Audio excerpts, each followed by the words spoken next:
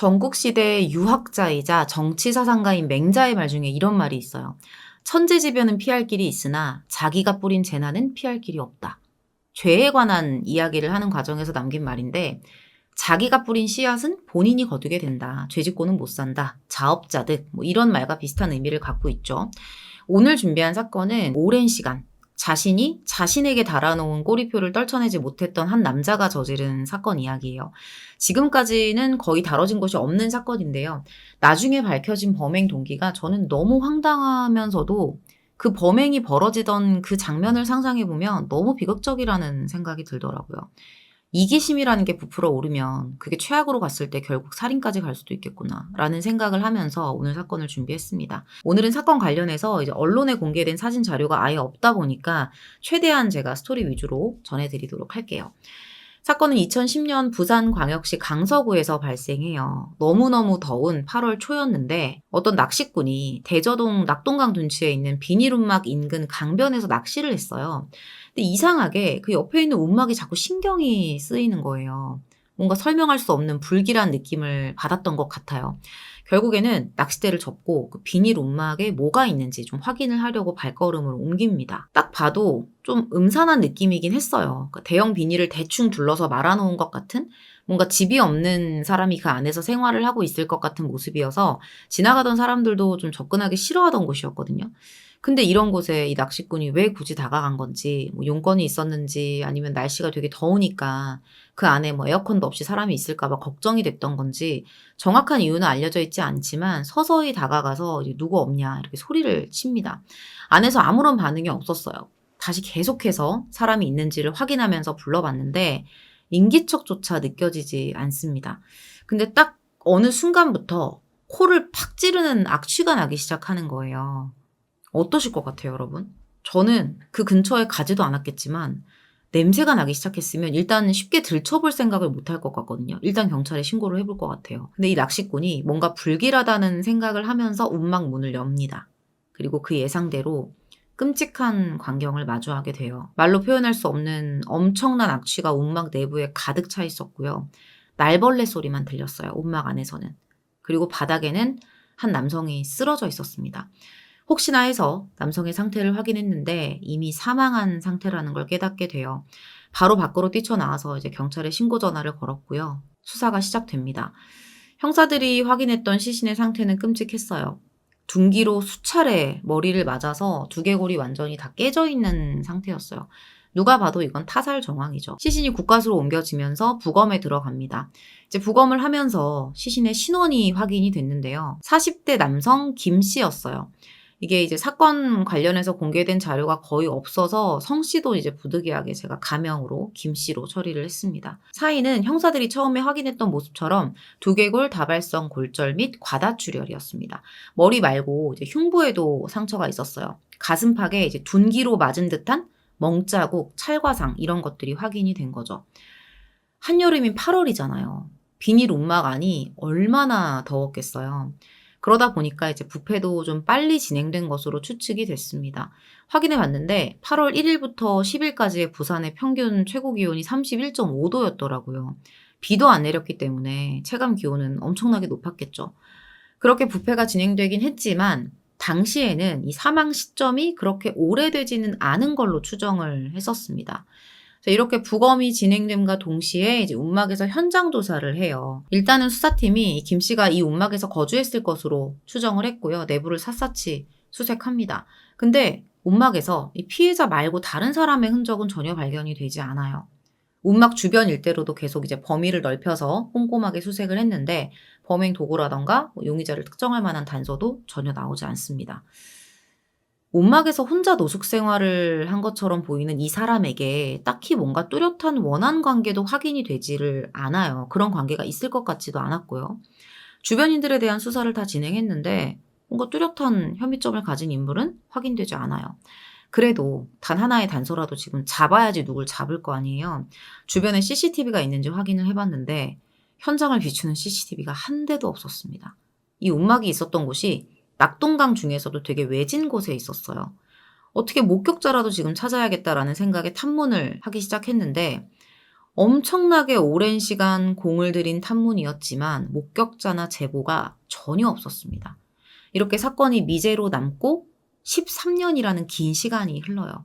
절대 해결이 되지 않을 거라고 생각을 했었는데 2023년, 작년에 생각지 못한 변수가 생깁니다.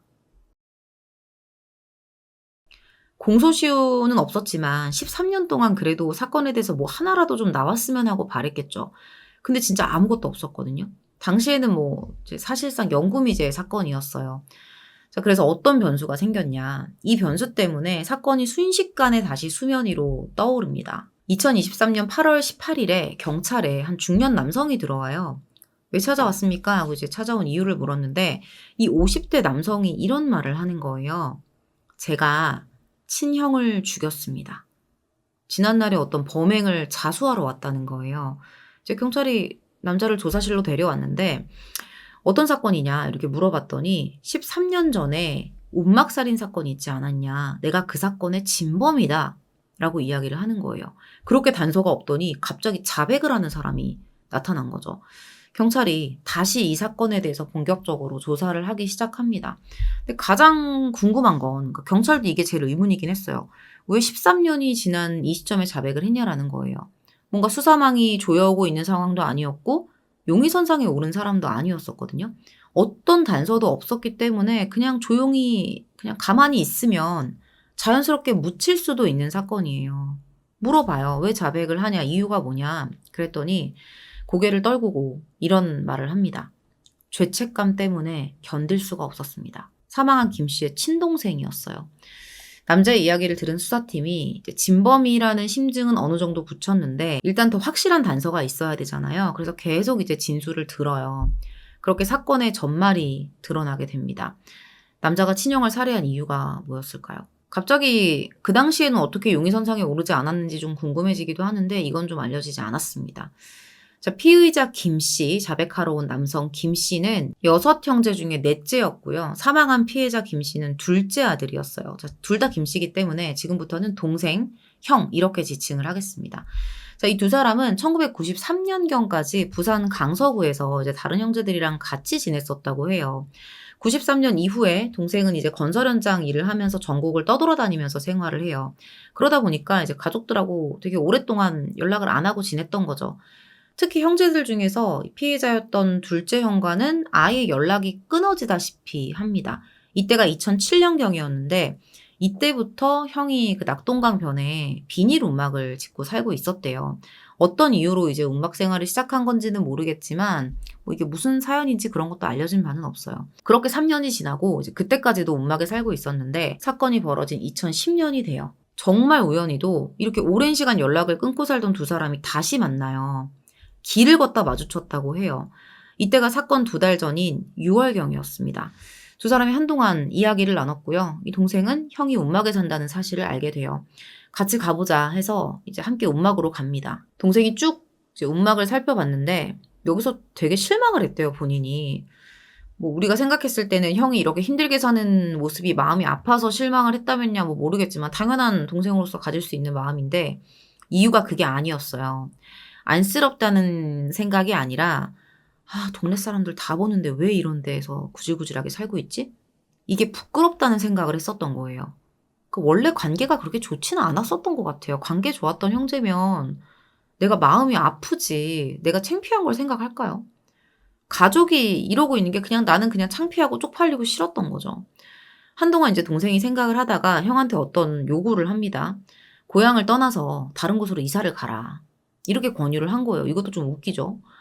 이런 걸로 계속 고향에 머무는 게 맞냐? 이게 일단 동생의 입장이었습니다. 동생이 여러 차례 걸쳐서 이사를 권유했는데 형은 이걸 거부해요. 근데 이날 이런 이야기가 오고 가던 게 이제 언성이 높아지면서 욕설까지 오가는 그런 상황으로 번지게 된 거예요. 동생 말로는 이날 일이 있고 나서 자기가 형한테 어떤 악감정을 가지게 됐다라고 이야기를 해요.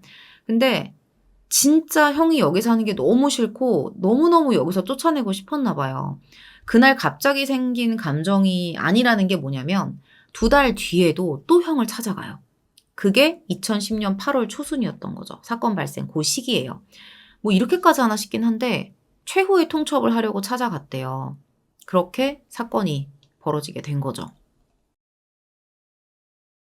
이미 마음속으로는 이제 마지막으로 형한테 이사 가라고 해보고 말 안 들으면 내가 위협을 해서라도 쫓아내야겠다.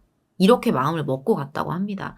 새벽 1시에 뭐 강목이랑 돌까지 주워들고 찾아갔으니까요. 동생은 운막에 들이닥쳐서 형에게 다른 곳으로 이사 가라고 요구를 합니다. 명령을 했겠죠.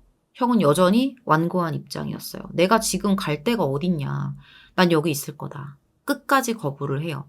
그때부터 이 동생이 눈이 뒤집혔대요. 막 폭주하기 시작합니다. 안 간다고? 그럼 오늘 결판을 내자. 지금 여기서 나갈 거냐? 아니면 내가 지금 불사지르고 다 부숴버릴 거다. 아무리 지금 둔기를 들고 있다고 해도 동생이라는 사람이 갈 곳이 없어서 비닐 움막에 살고 있는 형이 동네 사람 보기 창피하다는 이유로 당장 나가라고 지금 소리치고 욕하고 협박하고 이걸 누가 참을 수가 있겠어요. 서로 막 욕을 하고 싸우고 난리를 치다가 결국에 이제 동생이 범행을 저지르게 된 거죠. 동생이 왼손에 이제 돌을 들고 있었는데 이걸 형한테 집어 던져요. 당시에 이제 형이 의자에 앉아 있다가 가슴팍에 돌을 맞는 거예요. 그리고 바로 이제 바닥에 나뒹굽니다. 형이 바닥에 쓰러진 걸 보자마자 동생이 양손으로 강목을 잡고 달려들어요. 그리고 가차없이 형의 얼굴을 공격하기 시작합니다.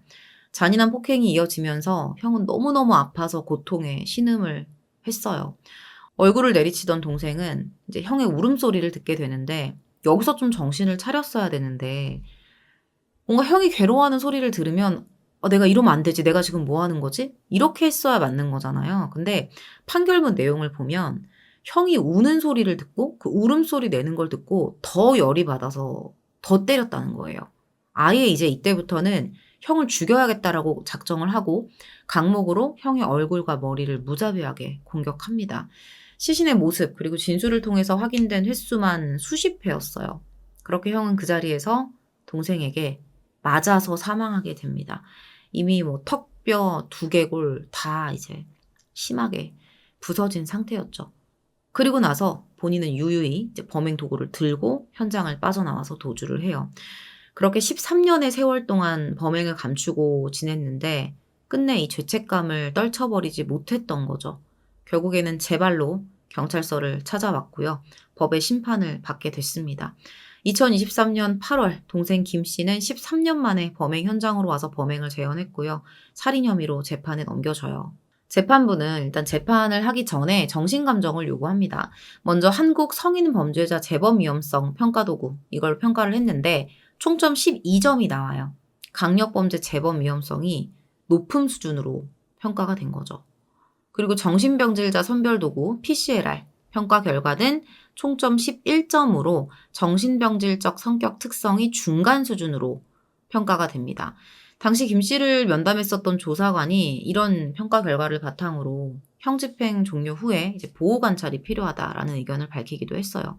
이 결과를 다 종합한 재판부도 김 씨의 재범 위험성이 높다고 인정을 합니다. 김 씨의 나이, 성행, 직업 및 생활 환경, 그리고 범행에 이르게 된 경위와 수법 등을 종합적으로 고려해보면 살인범죄를 다시 범할 위험성이 있다. 이렇게 판단이 된다라고 했던 거죠. 특히 장기간 어떤 직업활동을 하고 있지 않았고요. 재범을 막아줄 만한 사회적인 유대관계도 미약하기 때문에 형 집행을 종료한 이후에도 보호관찰을 통해서 재범을 방지할 필요가 있다고 덧붙입니다. 김 씨의 변호인은 죄책감에 못 이겨 자수했고 수사에 적극적으로 협조했다. 미리 계획한 게 아니라 우발적인 범행이었던 점을 참작해달라 이렇게 선처를 요청합니다. 최후 변론에서 김 씨도 많이 뉘우치고 있다라고 짧게 말했어요. 근데 범행 도구를 그렇게 들고 간 게 이게 과연 우발적인 범행일까라는 생각이 들긴 하네요. 검찰은 1심 결심 공판에서 김 씨에게 징역 20년을 구형했고요. 20년간 위치 추적 전자장치 부착 명령을 청구합니다. 올해 1월 17일에 1심 재판 결과가 나왔어요. 재판부가 징역 10년에 5년의 보호관찰을 명령합니다. 살인인데 10년? 조금 약하다는 생각이 들죠. 범행 경위 및 수법, 피해자와의 관계 등에 비춰봤을 때 그 죄책이 매우 무겁다. 중간은 좀 생략하면서 읽어드릴게요.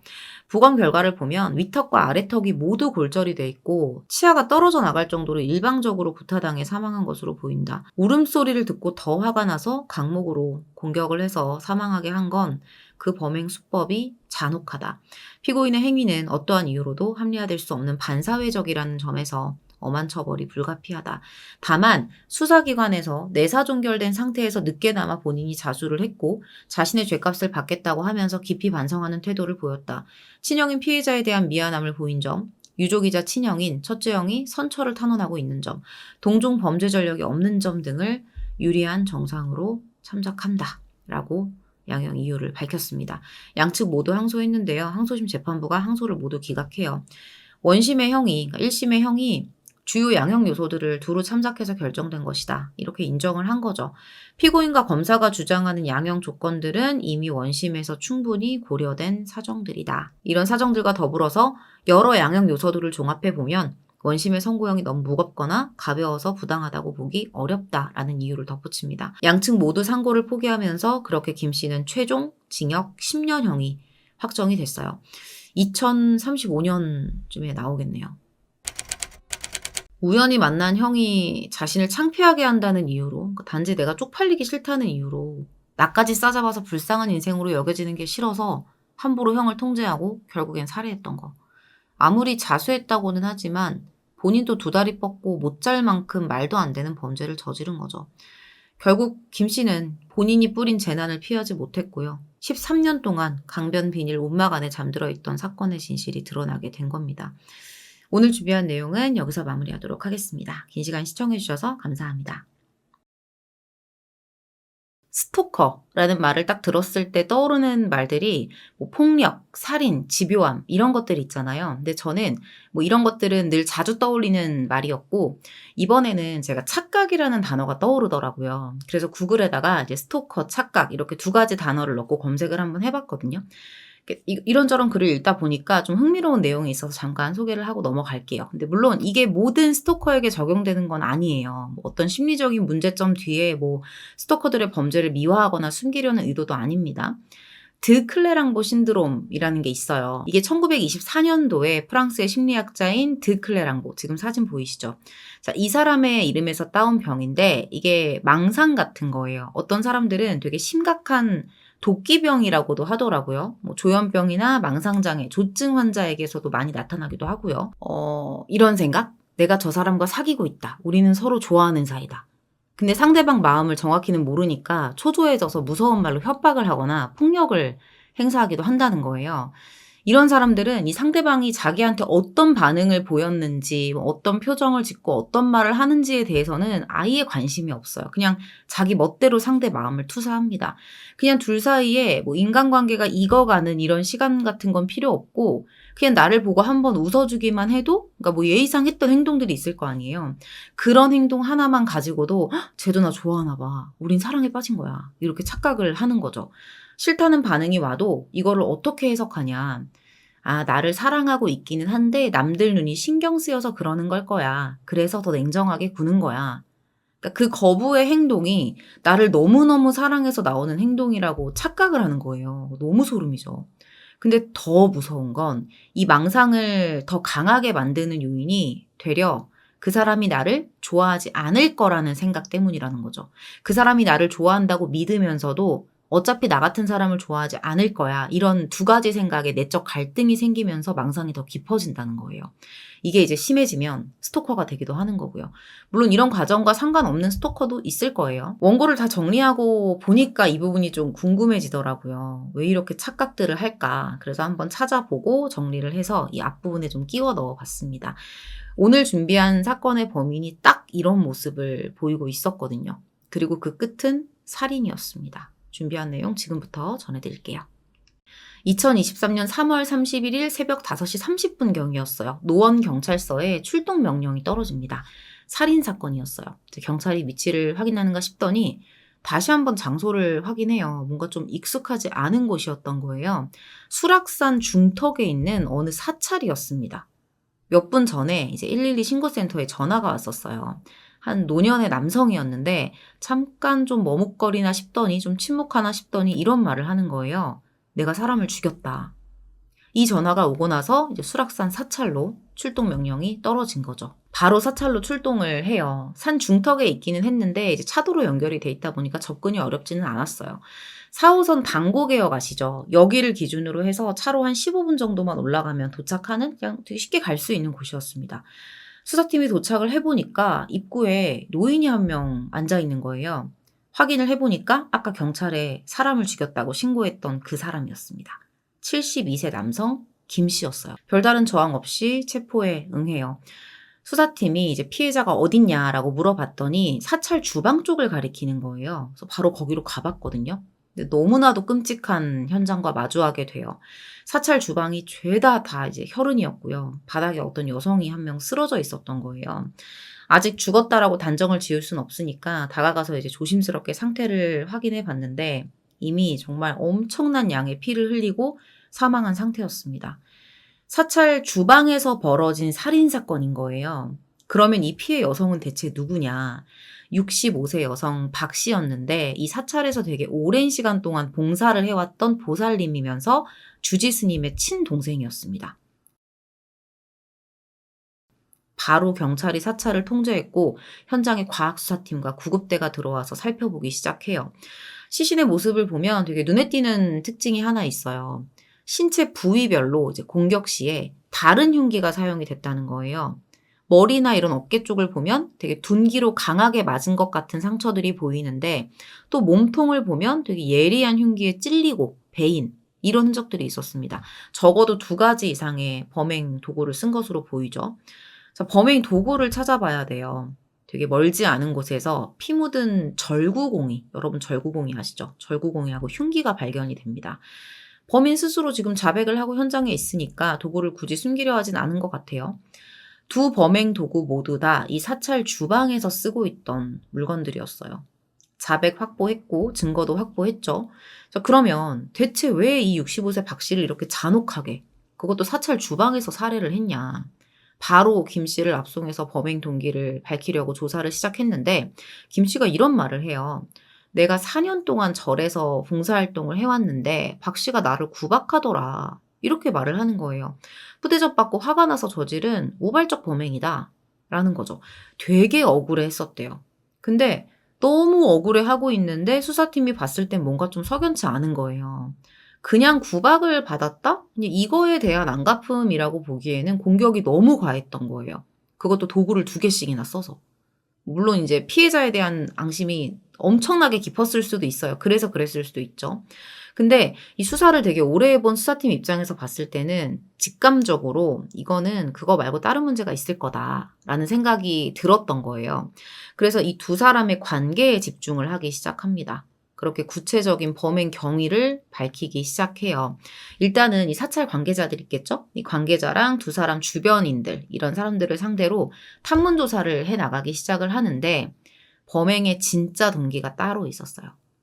이 말은 김 씨가 말한 범행 동기가 다가 아니거나 완전히 거짓이라는 이야기인데 충격적이게도 김 씨의 정체는 따로 있었습니다. 스토커였던 거죠.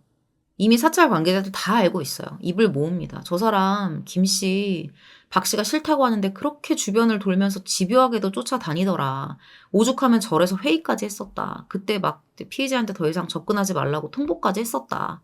라는 거예요. 모든 사람들이 다 알고 있는 거예요.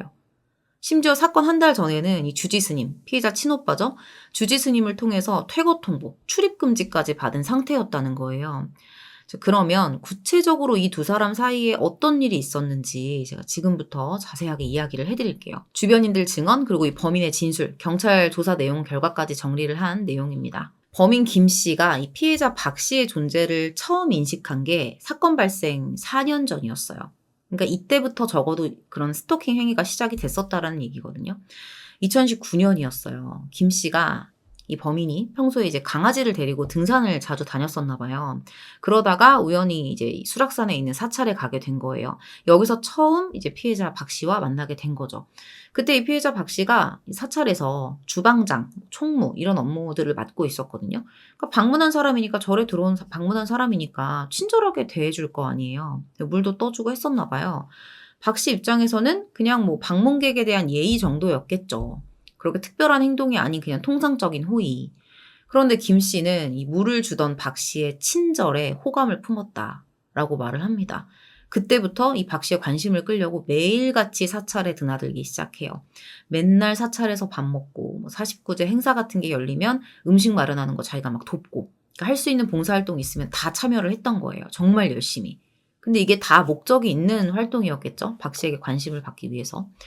그렇게 김 씨는 이 피해자 박 씨하고 친분을 쌓아가면서 자신만의 감정을 키워갑니다. 박 씨의 환심을 사고 싶어가지고 내가 수십 년 경력의 베테랑 경찰이었다. 이런 거짓말까지 꾸며내요. 뭐 혼자 당연히 좋아할 수 있죠. 누군가를 좋아하는 게 죄는 아니니까. 좋아서 봉사활동도 참여할 수도 있고 뭐 잘 보이고 싶으니까 그런 거짓말? 거짓말은 좀 그렇긴 해도 뭐 그럴 수도 있다라고 생각을 해요. 100번 양보해서. 근데 문제는 어느 순간부터 이 김 씨가 착각을 하기 시작한 거예요. 근데 제가 어느 순간이라고 말씀을 드리긴 했지만 그 어느 순간이 그렇게 한참 지나고 나서일까? 처음부터 그러지 않았을까라는 생각이 들어요. 물을 떠줬던 그 순간부터. 그러니까 어떤 착각을 했냐면 박 씨도 나를 좋아하고 있다. 이런 생각을 한 거예요. 근거는 없어요. 왜 이런 판단을 했는지. 이런 착각을 하더니 갑자기 돌발 행동을 합니다. 이때 박 씨가 얼마나 어이없고 황당했을까. 뭐 하자는 거지라는 생각을 했을 것 같아요. 제가 남편한테 똑같은 상황을 놓고 이러면 어떨 것 같아라고 물어봤더니 너무 무서워 이러는 거예요. 2022년 2월에 김 씨가 갑자기 피해자를 찾아와요. 그리고 종이를 한 장 딱 들이밉니다. 이게 뭐였냐면 그러니까 김 씨가 이혼했다는 사실이 기재된 증명서예요. 이런 거를 갑자기 나한테 가져와서 이렇게 들이미는 것도 황당한데 이걸 주면서 나랑 동거를 하자 이러는 거예요. 나 이제 혼인관계 정리했다. 이거를 지금 확인시켜 주려고 하는 것 같은데 박 씨 입장에서는 호감도 없는 사람이 갑자기 뭐 사귀는 사람도 아니고 동거를 하자고 하니까 너무 황당했겠죠. 이게 뭐냐 싫다. 바로 거절을 했는데 여기서 김 씨가 난리가 난 거예요. 내가 너 때문에 이혼한 건데 책임져라. 이러면서 피해자한테 책임을 돌리기 시작합니다. 뭐 그렇게 좋아서 나 때문에 이혼했는데 안 살면 다시 그 사람한테 돌아갈 거였냐고요. 근데 이게 또 사실이냐? 그것도 아니었어요. 김 씨가 이혼을 과거에 2번을 했었거든요. 근데 그게 1988년, 1995년이었던 거예요. 이미 전처하고 자녀들하고 다 연락이 끊긴 상태인데 갑자기 내가 뭐 피해자를 위해서 박 씨를 너무 좋아해서 내 가정까지 버렸다 막 이런 행세를 했던 거예요. 이날 마침 사찰에 사람들이 있어서 소란을 이제 제지를 했었고요. 이날 이후로 피해자 박 씨는 김 씨를 피해 다니기 시작합니다. 그리고 이때부터 본격적으로 김 씨가 박 씨를 스토킹하기 시작해요. 싫다고 분명히 밝혔음에도 계속해서 사찰에 방문을 하면서 말을 걸고 박 씨는 이걸 피하고 이게 계속해서 반복이 된 거죠. 휴대폰을 쓸 수 없을 정도로 전화를 하기도 했었다고 해요. 당연히 안 받아줬겠죠? 그렇게 3개월 정도가 흘렀는데 그때 김 씨의 분노가 다시 터져요. 아니 내가 대화 좀 하자는데 왜 피하냐. 나중에 경찰이 너 그때 왜 그랬냐 이렇게 물어보거든요. 그때 진짜 전형적인 스토커의 대답을 합니다. 대화조차 피하는 게 화가 났고 속도 타고 좌절감이 들었다. 그러니까 이게 다 자기 감정만 얘기하는 거예요. 상대방의 감정, 뭐 의사 이런 건 안중에도 없고 지금 피해자는 일상생활을 아예 못하고 있었거든요. 그러니까 너무 무서워가지고 막 친한 지인 집에서 이틀씩 자고 갔었던 적도 있었고요. 또 다른 신도였던 피해자 친척이 있었는데 옆에서 봐도 진짜 스트레스가 어마어마했다 이렇게 진술을 하기도 했었어요. 친오빠였던 주지스님도 동생이 너무 불안해하고 무서워해서 며칠 쉬다 온 적도 있었다라고 증언을 했었습니다. 자, 그러면 왜 그때 박 씨가 경찰에 신고를 하지 않았을까? 이것도 조금 궁금해지는 부분인데 이 이유가 정확히 뭐였다라고 알려진 내용은 따로 없었어요. 근데 저도 좀 이제 개인적으로 궁금해서 왜 그랬을까 생각을 하다 보니까 2가지로 좀 생각이 추려지더라고요. 일단 이 피해자의 나이가 60대 중반 여성이잖아요. 이 나이대 분들은 스토킹을 그렇게 범죄라고 여기지 않는 시절을 지나왔었거든요. 그러니까 이게 범죄인데 지금 우리가 느끼는 스토킹 피해자들이 느끼는 것만큼이나 똑같이 괴로움을 느끼면서도 이게 범죄? 이게 경찰에게 신고할 일? 이렇게까지 생각을 못했을 수 있다는 거예요. 그런 개념이 생소하기도 했을 거고요. 범죄라는 인식이 있었다면 대응을 했겠지만 살아온 그 시대 자체가 이 일에 대해서 너무 힘들고 두렵지만 이건 좀 그냥 심한 남녀 관계로 받아들여야 하는 게 아닐까? 내가 이걸로 경찰을 불러도 될까라는 생각을 했을 수도 있다라는 생각을 해봤어요. 물론 아닐 수도 있어요. 자, 그리고 2번째로는 이 친오빠, 주지스님에 대한 배려일 수도 있다는 거죠. 이제 경찰이 막 들어오고 막 수사가 시작되고 문제가 커지면은 사찰에 좀 영향을 줄 수도 있잖아요. 안 좋은 영향을 줄 수도 있잖아요. 이걸 조금 걱정해서 피해를 주고 싶지 않아서 그랬을 수도 있다. 뭐 요 정도 2가지 생각이 들더라고요. 그냥 내가 어떻게든 내 선에서 저 사람을 자극하지 않고 피해 다녀야겠다. 뭐 저러다가 시간 지나면 뭐 잠잠해지겠지. 괜찮아질 수도 있으니까라는 생각. 이런 생각도 안 하진 않았을 것 같아요. 근데 이게 나아지질 않았죠. 결국에는 주지스님인 오빠가 직접 나섭니다. 2022년 11월 14일에 주지스님이 김 씨를 불러요. 그리고 종이를 한 장 내밀어요. 각서였는데 몇 가지가 써 있으냐? 3가지가 써 있었어요. 첫 번째, 김 씨는 이 주지스님의 주소지 사찰에서 일체의 금원 및 그 어떠한 요구 조건 없이 관습 및 통상적인 봉사활동을 하기로 상호 확약한다. 두 번째, 단, 김 씨는 주지스님의 사정에 의해 봉사활동 중지를 요구할 경우 그 어떠한 요구 조건 없이 사찰에서 퇴거할 것을 확약한다. 세 번째, 만약에 김 씨가 본 확약 내용을 지키지 않고 주지스님에게 물리적, 정신적인 손해를 끼칠 경우 이 확약서를 토대로 민형사상의 책임을 질 것을 확약한다. 이 각서에 보면 그 피해자 박 씨에 대한 이야기는 없어요. 그러니까 주지스님과 김 씨 사이에. 근데 결국에는 내 동생을 건드리면 내가 나가라고 했을 때 나간다. 이제 이런 이야기가 되는 건데 최후 통첩이죠. 근데 그러면서도 마지막 기회를 지금 주고 있는 거예요. 진짜 민형사상 책임을 물기 전에 주는 마지막 기회인 거죠. 김 씨도 쭉 읽어보더니 서명을 해요. 그러면 문제가 해결이 됐냐? 예상대로 전혀 아니었습니다. 그냥 형식적인 거예요, 이놈한테는. 그거를 들이미는 그 상황을 그냥 모면하기 위한 거짓 행동일 뿐이죠. 그러니까 주지스님의 어떤 위압감에 눌려서 그냥 사인만 하고 그 상황을 회피했을 수도 있는 거고요. 계속해서 이 스토킹이 몇 달 동안 지속이 돼요. 결국에는 이 주지스님이 2023년 2월 27일에 회의를 열어요. 그리고 그 각서를 꺼냅니다. 이제 김 씨를 어떻게 할 거냐에 대한 논의를 하거든요. 그리고 김 씨를 부릅니다. 각서를 딱 보여주면서 이거 봐라. 봉사활동 중지 및 퇴거, 출입금지. 너 이제 들어올 수 없다. 이렇게 통보를 합니다. 그리고 나서 이제 사건이 터진 거예요. 이게 이제 김 씨가 사찰에 거주했던 건 아니었거든요. 그래서 퇴거보다는 출입금지가 좀 정확한 표현으로 보이긴 하는데 실제로 그 각서에는 퇴거로 써 있었어요. 아무튼 김 씨가 이 일이 있고 나서 퇴거 통보를 받고 3월 한 달 동안 이 사찰에 인적이 되게 뜸한 시간대만 노려서 박 씨에게 접근을 해요. 그러니까 이게 진짜 제정신으로 살 수나 있을까라는 생각이 들어요. 쫓아다니고 거절하면 화내고 절에 없으면 전화해서 소름 돋게 다정한 목소리로 이야기하자고 인사하고 그 일이 있었음에도 이런 짓을 한 거예요. 그렇게 시간이 흘러서 3월 마지막 주가 됐는데 이때 어떤 이웃 주민이 김 씨를 만나거든요. 근데 이때 들었던 말을 가볍게 넘기지 않았으면 어땠을까. 그러니까 이 이웃이 들은 말이 있는데 이거를 좀 심각하게 생각했었다면 어땠을까라는 좀 안타까움이 들기도 했어요. 김 씨가 이 이웃한테 박 씨에 대한 이야기를 했었나 봐요. 그러다가 나 걔 흉기로 죽일 거야. 이런 말을 했었던 거죠. 이때는 이 이웃도 그냥 뭐 남자가 좋다고 하는데 마음을 안 받아주니까 원망한다고 그런 말을 했겠지. 뭐 진짜 그러려고 그런 말을 했겠어. 화가 나니까 그랬겠지. 이런 생각을 했었대요, 이 이웃이.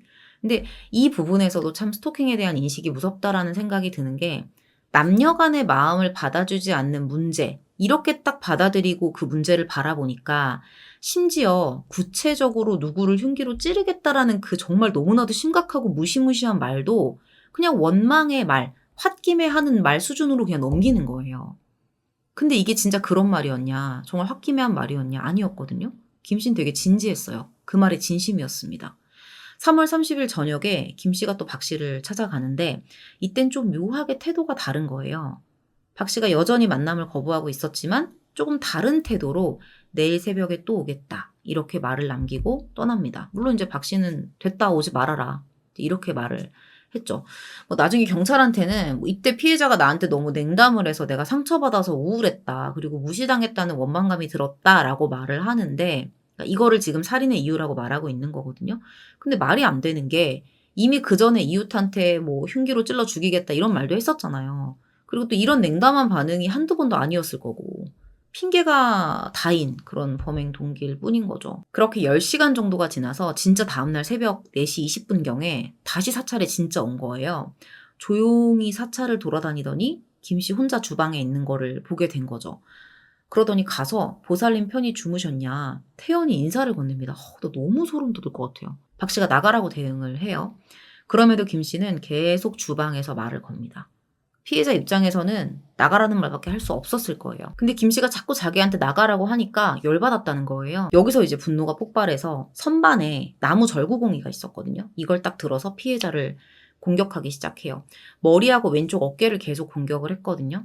결국 이제 바닥에 쓰러지는데 그때 바닥에 칼이 있었나 봐요. 어떻게든 지금 이놈하고 싸우고 저항을 해야 되잖아요. 그래서 부엌 칼을 딱 들고 일어서려고 하는데 이미 여러 차례 공격을 받았고 어떻게 이거를 이길 수가 있겠어요. 그냥 누르면 짓눌릴 수밖에 없잖아요.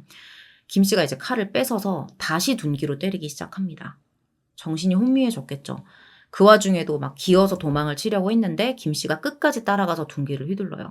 나중에는 막 피해자가 김 씨 다리까지 붙잡고 늘어지면서 저항을 했다고 하는데 이번에는 이제 바닥에 본인이 뺏어서 던져놨던 그 부엌 칼로 피해자를 공격하고 다시 절구공이로 공격을 합니다. 그래서 이 피해자의 몸에 두 가지 그 범행 도구가 사용된 흔적이 있었던 거예요. 그렇게 피해자 박 씨는 과다출혈로 사찰 주방에서 사망하게 됐죠. 범행 이후에 김 씨는 이제 피해자 휴대폰을 챙겨서 주방을 떠났고요. 사찰 주차장으로 가서 휴대폰을 막 돌로 부숴버리고 산 아래로 던져버려요. 그리고 나서 이제 경찰에 신고를 했던 거예요. 자백을 했던 거고. 근데 여기서 또 조금 궁금해지는 게 있죠. 아니, 어차피 자백할 건데 뭐 그렇게 피해자 폰을 부수고 버리는 거에 공을 들였을까? 이것도 특별히 정리된 내용은 없는데 또 생각을 해보자면 처음에 이제 경찰에게 진술했던 내용을 보면 내가 4년간이나 봉사를 했는데 내가 몸을 다 바쳤는데 구박이 너무 심해서 그랬다. 화가 나서. 그렇게 말을 했었거든요. 근데 휴대폰이 있으면 거기에 막 자기가 막 진짜 일을 할 수 없을 정도로 전화 걸고 문자하고 이런 증거가 남아있을 거 아니에요. 이걸 경찰이 보면 안 된다라고 생각을 하고 그 계산하에 그런 행동을 했던 거죠. 제 생각은 그렇습니다. 김 씨는 살인, 스토킹, 재물손괴 혐의로 재판에 넘겨졌는데요. 살인은 인정을 하면서도 스토킹 혐의까지는 인정을 안 해요. 우리는 봉사활동을 같이 하는 가까운 사이였고 피해자도 나를 거부한 적이 없기 때문에 내가 한 짓이 피해자에게 불안감이나 공포심을 일으키지 않았다. 라고 주장을 하는 거예요. 검사 측에서는 김 씨가 일방적인 호감을 표시하고 지속적으로 스토킹을 하다가 잔혹한 방법으로 살해했다면서 무기징역을 구형합니다. 이번 재판은 이제 스토킹을 인정을 해주느냐 안 해주느냐 이게 쟁점이 되겠죠. 이제 결과적으로는 재판부에서 인정을 해줬고요. 1심에서 징역 20년 선고가 나와요. 전자장치 10년 부착 및 보호관찰, 40시간 스토킹 치료 프로그램 이수도 함께 명령을 합니다. 72세에 들어가면 이제 92세가 되어서야 이제 끝나는 건데 그 전에 죽을 수도 있겠죠, 감옥에서. 수사 자료, 주변인 진술, 그리고 김 씨의 진술에서도 피해자의 분명한 거부 의사가 확인된다라고 재판부가 밝혀요. 그러면서 피해자는 목숨이 끊기기 전까지 극심한 고통과 죽음의 공포를 느끼면서 괴로워했을 것으로 보인다. 피고인은 스토킹 혐의에 대해 부인하면서 자신의 범죄를 미화하려고 시도하고 유족들에게 오히려 원망의 감정을 드러냈다라고 지적을 합니다. 범행의 태도를 봐도 피해자한테 진짜 미안해하거나 범행을 후회하거나 이런 게 있는지 정말 의심스럽다라고 재판부가 양형의 이유를 밝힙니다. 항소했는데 양측 다 이제 기각이 됐고요. 상고심에서도 같은 결정을 내리면서 최종 징역 20년으로 확정이 돼요. 판결이 어떻게 나오든 참 이런 사건은 억울하게 사망한 피해자가 돌아오지 않는다는 사실은 변치 않는 것 같아요. 저도 매번 사건을 준비하면서 이제 마지막에는 판결에 대한 내용을 전해드리지만 형량의 높고 낮은 물론 너무너무 중요한데 이걸 떠나서 피해자가 돌아올 수 없다는 생각에 항상 답답하고 화가 나기도 하더라고요. 오늘 준비한 내용은 이렇게 마무리하도록 하겠습니다. 저는 다음 사건으로 다시 찾아뵙겠습니다. 감사합니다. 오늘 사건은 이미 알고 계신 분들도 많겠지만 시청하기로 결정을 하셨다면 꼭 끝까지 들어주셨으면 좋겠다라는 생각을 하면서 준비를 했습니다. 영상이 짧진 않지만 사건 마지막에 너무 복잡할 정도의 의문이 생겼던 사건이라서 이 부분에 대해서 여러분들의 생각이 되게 많이 궁금해지더라고요. 여기는 수원시 영통구 메탄동에 있는 카페거리라는 곳이에요. 2007년 4월 24일 이 중 한 카페에 근무하던 종업원 A씨가 평소처럼 오후 8시 반쯤에 가게로 출근을 해요. 보통은 이때 출근을 하고 다음날 이제 새벽 4, 5시 정도에 퇴근을 했다고 해요. 가보니까 가게에 간판 불이 꺼져 있는 거예요. 사장님 아직 안 나오셨나 보네 하고 열쇠로 딱 문을 따려고 했는데 문이 열려 있었습니다. 안으로 들어가 봤죠. 그랬더니 주방, 화장실, 그 대기실을 제외한 메인홀의 조명이 다 켜져 있는 거예요. 평소 같지가 않았으니까 좀 뭔가 이상하다는 생각이 들었는지 이 종업원 A씨가 가게 안을 돌면서 확인을 하기 시작합니다. 그러다가 대기실 앞 방바닥에 뭔가 무늬 같은 게 찍혀 있는 거예요. 자세히 봤더니 피 묻은 발자국이었습니다. 이걸 발견하고 홀 쪽으로 나오는데 여기서 끔찍한 장면을 목격하게 돼요. 주방 쪽에 테이블 소파가 붙어 있는데 여기에 이 카페 여사장인 40세 이 씨가 비스듬히 기대서 쓰러져 있었던 거예요. 이미 사망한 것처럼 보였습니다. A씨가 겁에 질린 와중에도 자세히 살펴봤는데 이 피 묻은 발자국이 장롱 쪽까지 쭉 이어져 있는 거예요. 여기가 평소에 이제 E씨하고 종업원 A씨가 가방을 보관해두는 곳이었거든요. 바로 딱 문을 열어봤더니 E씨의 가방이 사라진 거죠. A씨는 바로 남자친구에게 연락을 해서 좀 이곳으로 와달라라고 부탁을 했고요. 남자친구와 함께 E씨의 사망을 확신하고 경찰에 신고를 합니다. 시신이 발견된 장소가 평소에 이제 손님들이 종업원이랑 술을 마시던 내실 중에 하나였는데 들어가 보면 일단 테이블이 하나 있고요. 이 테이블을 원형으로 둘러싼 형태의 소파가 있어요. 이 위에서 시신이 지금 발견이 된 거죠. 시신의 상태를 보면 속옷이 허벅지까지 벗겨져 있는 상태였고요. 이 왼쪽 눈 주위에 흉기로 벤 상처, 목 주변, 턱끝, 목 아래, 그리고 복부까지 수차례 공격당한 흔적이 남아 있었어요. 왼쪽 넓적다리를 비롯해서 하반신에도 2군데나 상당히 깊게 찔린 상처가 있었습니다. 이 씨의 왼손 부위에서 방어원이 발견된 것으로 봤을 때 당시에 필사적으로 범인의 공격에 저항을 했을 것이라고 추정을 해볼 수가 있죠. 현장 상황은 어땠을까요? 이 시신이 있었던 소파 맞은편에 마른 안주가 담겨있는 접시가 하나 있었고요. 테이블 밑에는 깨진 맥주병 조각, 담배꽁초, 이 씨가 흘린 다량의 혈흔까지 발견이 됩니다. 흩어져 있는 이 병 조각들을 맞춰봤더니 대략 한 2병 정도가 깨진 것으로 추정이 됐어요. 그리고 주방 개수대에 설거지가 되지 않은 컵이 있었고요. 추가적으로 흩어져 있는 담배꽁초 6개를 확보를 합니다. 싱크대 선반에 있던 얼음통, 평소에 손님들한테 현금을 받으면 여기다 보관을 했었대요. 그 안을 열어보니까 10,000원권 지폐 5장이 있었어요. 그리고 홀 끝쪽에 있었던 화장실 안에는 두루마리 휴지 하나, 그리고 장롱을 중심으로 방을 쭉 이렇게 한 바퀴 돈 듯한 형상의 혈흔 족적까지 발견이 됩니다. 다만 범행 도구만 발견되질 않아요. 시신의 모습이나 이런 현장을 보면 강간살인이나 강도살인일 가능성을 일단 생각을 해볼 수가 있잖아요. 경찰이 이 가능성을 두고 수사를 시작합니다. 일단은 부검 결과가 나왔는데 사인은 다발성 자창에 의한 사망으로 나와요. 사망 직전까지 이제 가게에서 술을 마셨는지 혈중 알코올 농도가 0.21%였습니다. 아무래도 술 파는 곳이니까 꼭 범인하고 술을 마신 게 아니더라도 술을 마신 상태일 수는 있죠. 종업원의 진술을 들어보면 이래요. 시신 발견 전날인 4월 23일 저녁에 단골 손님 2팀이 다녀갔고 그중에 한 팀인 남성 2명은 밤 11시 이후에 집으로 돌아갔다는 거죠. 혼자 온 손님도 있었는데 24일 자정 직전에 가게를 나갔다고 합니다. 이후로는 손님이 없어서 종업원이 먹은 것들 싹 치우고 새벽 4시 반에 먼저 퇴근을 했다는 거예요. 일단은 이제 정리를 해보면 적어도 이 종업원이 퇴근했던 새벽 4시 30분까지는 이 씨가 살아 있었다는 거죠. 봤으니까. 그리고 여기서 추가적인 진술을 하나 더 확보하게 되거든요. 이 카페 바로 옆에 있는 또 다른 업소에서 일하던 종업원의 이야기입니다. 옆 가게 종업원이 4월 24일 오전 6시 15분경에 이 씨의 카페 화장실에서 물이 내려가는 소리를 들었다고 진술을 하는 거예요. 그것도 분명히 들었다고 확신을 합니다. 그 뒤에 오전 7시경에는 이 씨가, 그러니까 이 사장이 뭔가 좀 짜증난 듯한 말투로 투덜거리는 소리, 벽에 뭔가 쿵쿵 부딪히는 소리, 그리고는 또다시 변기물이 내려가는 소리를 들었다라고 진술을 해요. 자, 이 말이 만약에 사실이라면 이 씨는 오전 7시 전까지는 살아 있었다라는 얘기거든요. 실제로 부검을 통해서 이 씨의 사망 추정 시각도 24일 오전 11시 이전으로 추정이 됐습니다. 정리를 해보면 범인은 종업원 A씨가 퇴근을 한 이후에 찾아온 손님일 거고 이유는 모르겠으나 이 씨와 갈등을 겪다가 살해했다라고 추정을 해볼 수가 있겠죠. 사실 수사 초기에는 범인을 금방 잡을 줄 알았어요. 증거물도 되게 많았고 특히 뭐 이제 범인의 것으로 보이는 담배꽁초까지 다량 확보를 했었기 때문에 이제 DNA만 확보하면 범인 잡힌다 이렇게 예상을 했었던 거죠. 근데 이게 쉽지가 않았습니다. 동종범죄를 저지른 전과자 400여 명의 DNA를 일일이 다 대조를 했는데 한 명도 일치하지 않는 거예요.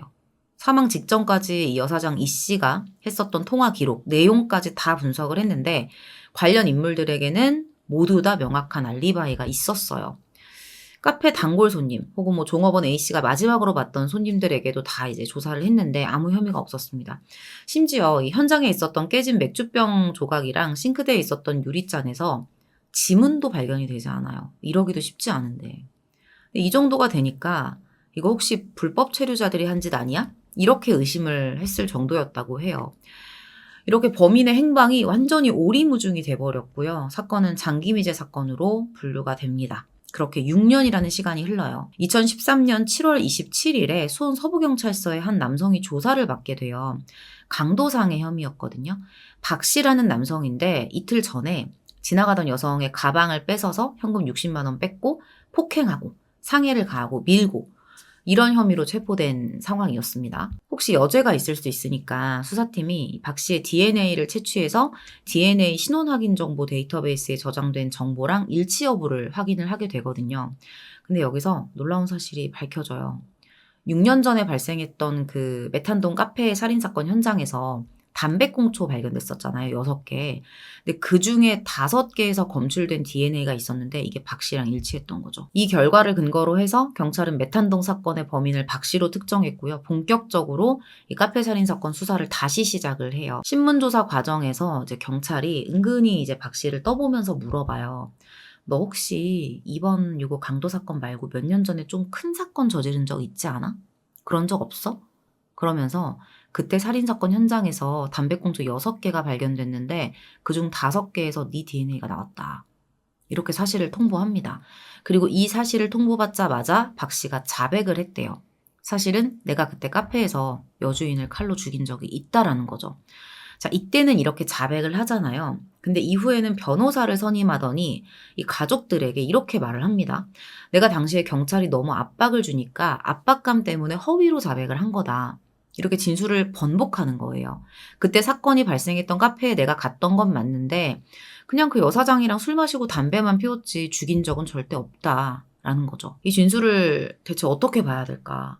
분명한 건 박 씨가 변호인을 선임하기 이전에 했던 자백 내용이랑 변호인 선임 이후에 진술한 내용이 완전히 달라졌다는 거예요. 어느 정도 변호인에게 코칭을 받기는 했을 거고요. 진술 번복도 그렇지만 경찰이 당시에 박 씨가 딱 범인이라는 걸 확신했던 이유가 있었거든요. 박 씨가 기억하는 그 사건 현장에 대한 묘사라던가 범행 도구, 현장 은폐에 대한 진술을 다 종합을 해보니까 이게 범인이 아니면 알 수 없는 정보들을 막 줄줄줄 이야기를 하는 거예요. 초반에 이제 경찰이 그 범행 도구인 칼에 대해서 물어봤을 때 이거 내가 물류센터에서 일하다가 획득을 한 거고 평소에 그냥 가지고 다녔다 라고 진술을 하거든요. 근데 이 칼의 형태까지 명확하게 그려냅니다. 이씨 부검했을 때 그 국과수에서 추정했던 흉기의 형태가 있었는데 이거랑 정말 흉기의 형태가 거의 일치할 정도로 비슷했어요. 그리고 이런 말을 해요. 내가 사건 당시에 맥주병에 내 지문이 남아있을까 싶어서 깨진 조각 제외하고는 멀쩡한 부분은 내 가방에 담아서 가져갔다. 이렇게 말을 하는 거예요. 실제로 이제 이씨 가방이 없어졌었잖아요. 자신이 하지도 않은 짓을 이렇게까지 상세하게 진술할 필요가 있겠냐는 거죠. 자, 그리고 결정적인 또 하나의 부분이 있었습니다. 박 씨가 그 이 씨의 가방이랑 폰을 도주하다가 버렸다라고 진술을 했었거든요. 근데 당시 수사 기록을 살펴보니까 실제 박 씨가 말했던 그 물건을 버린 장소가 그 이 씨 휴대폰의 최종 기지국 위치와 일치했던 거예요. 그때는 박 씨가 용의자로 지목됐던 시절이 아니었잖아요. 그럼 박 씨는 절대로 그 이 씨의 휴대폰이 어디서 발견됐는지 알 수가 없는 거거든요. 다수의 정보를 아주 정확하게 구체적으로 지금 알고 있죠. 이걸 그냥 다 우연이라고 봐야 될까요? 하필 이런 말을 하는 사람이 다른 사람도 아닌 현장에서 DNA까지 발견된 용의자라면 그런 사람이 이런 말을 한다면 단순히 이걸 아무렇게나 지어낸 얘기로 보는 게 더 어렵지 않겠냐는 거예요. 이 밖에 또 다른 것도 있었습니다. 사건 현장에 그 방을 한 바퀴 돈 듯한 혈흔 족적이 있었잖아요. 이때 그 족적의 크기가 270mm 정도가 됐었어요. 박 씨가 이제 강도상해 혐의로 처음에 잡혀 들어왔던 거잖아요. 그때 이제 구치소에 수감이 될 때 신었던 신발의 크기도 딱 270mm였습니다. 이렇게 증거들을 바탕으로 해서 경찰이 박 씨를 검찰에 송치를 했는데 일단 문제는 이런 자백 증거만 가지고 기소를 할 수가 있겠냐는 거죠. 가장 큰 문제가 자백의 임의성이에요. 임의성이 의심되는 자백이면 설사 이 피고인이 동의를 한다고 해도 이걸 유죄 증거로 사용할 수가 없거든요. DNA가 결정적인 증거라고 해도 박 씨의 주장대로 거기서 진짜 술 마시고 담배만 피고 나왔을 수도 있는 거잖아요. 살인은 다른 사람이 하고.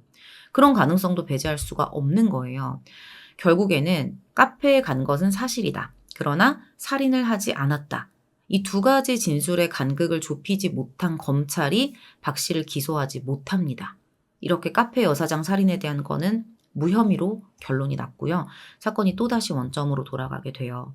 그렇게 또 3년이라는 시간이 지납니다. 계속 시간이 가고 있어요. 2016년 12월이었어요. 이때 수원지검 형사 3부 소속의 한 검사가 이 사건에 대한 기록을 재검토를 하거든요. 그러다가 새로운 사실을 하나 발견을 하게 돼요.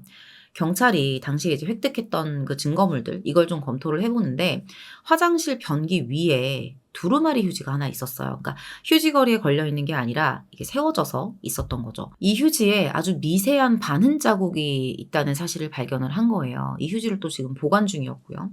검사는 바로 국과수에 분석을 의뢰합니다. 그 반흔에 묻은 유전자 감식을 요청을 한 거예요. 결과가 나왔는데 좀 특이했어요. 휴지 겉면에서는 피해자 이 씨의 혈흔이 발견이 됐고요. 안쪽 휴지심에서는 이 씨와 박 씨의 유전자가 혼합이 돼서 검출이 된 거예요. 일단 검찰이랑 재판부가 주목했던 부분은 휴지심 안쪽에 있는 혼합 유전자 부분이었어요. 이걸 어떻게 생각을 해볼 수가 있을까? 국과수가 이제 이것에 대해서 세 가지 가능성을 도출을 해냅니다. 첫 번째, 휴지에 묻은 것이 이 씨와 박 씨가 흘린 혈액의 혼합이거나, 둘째, 이 씨가 흘린 혈액에 박 씨의 타액, 정액 이런 것들이 혼합된 거거나, 마지막으로는 이 씨의 혈액과 박 씨의 타액이 혼합된 거. 이렇게 세 가지 경우일 때 이런 결과가 검출될 수 있다라고 국과수에서 밝혀요.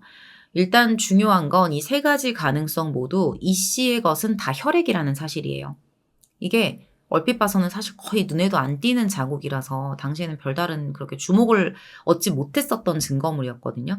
근데 이게 어떤 결정적인 증거의 역할을 한 거죠. 왜냐면 이 화장실에 있던 휴지에 피해자 이 씨의 혈흔과 박 씨의 어떤 혈액이라던가 타액이 혼합되어서 묻어 있다는 것 자체가 결국에는 사건 현장에서 이 씨가 살해되는 과정에서 흘린 피를 박 씨 본인의 혈액이나 타액과 함께 휴지심 안쪽에 묻힌 것이다 라고 밖에는 해석할 수가 없는 거잖아요.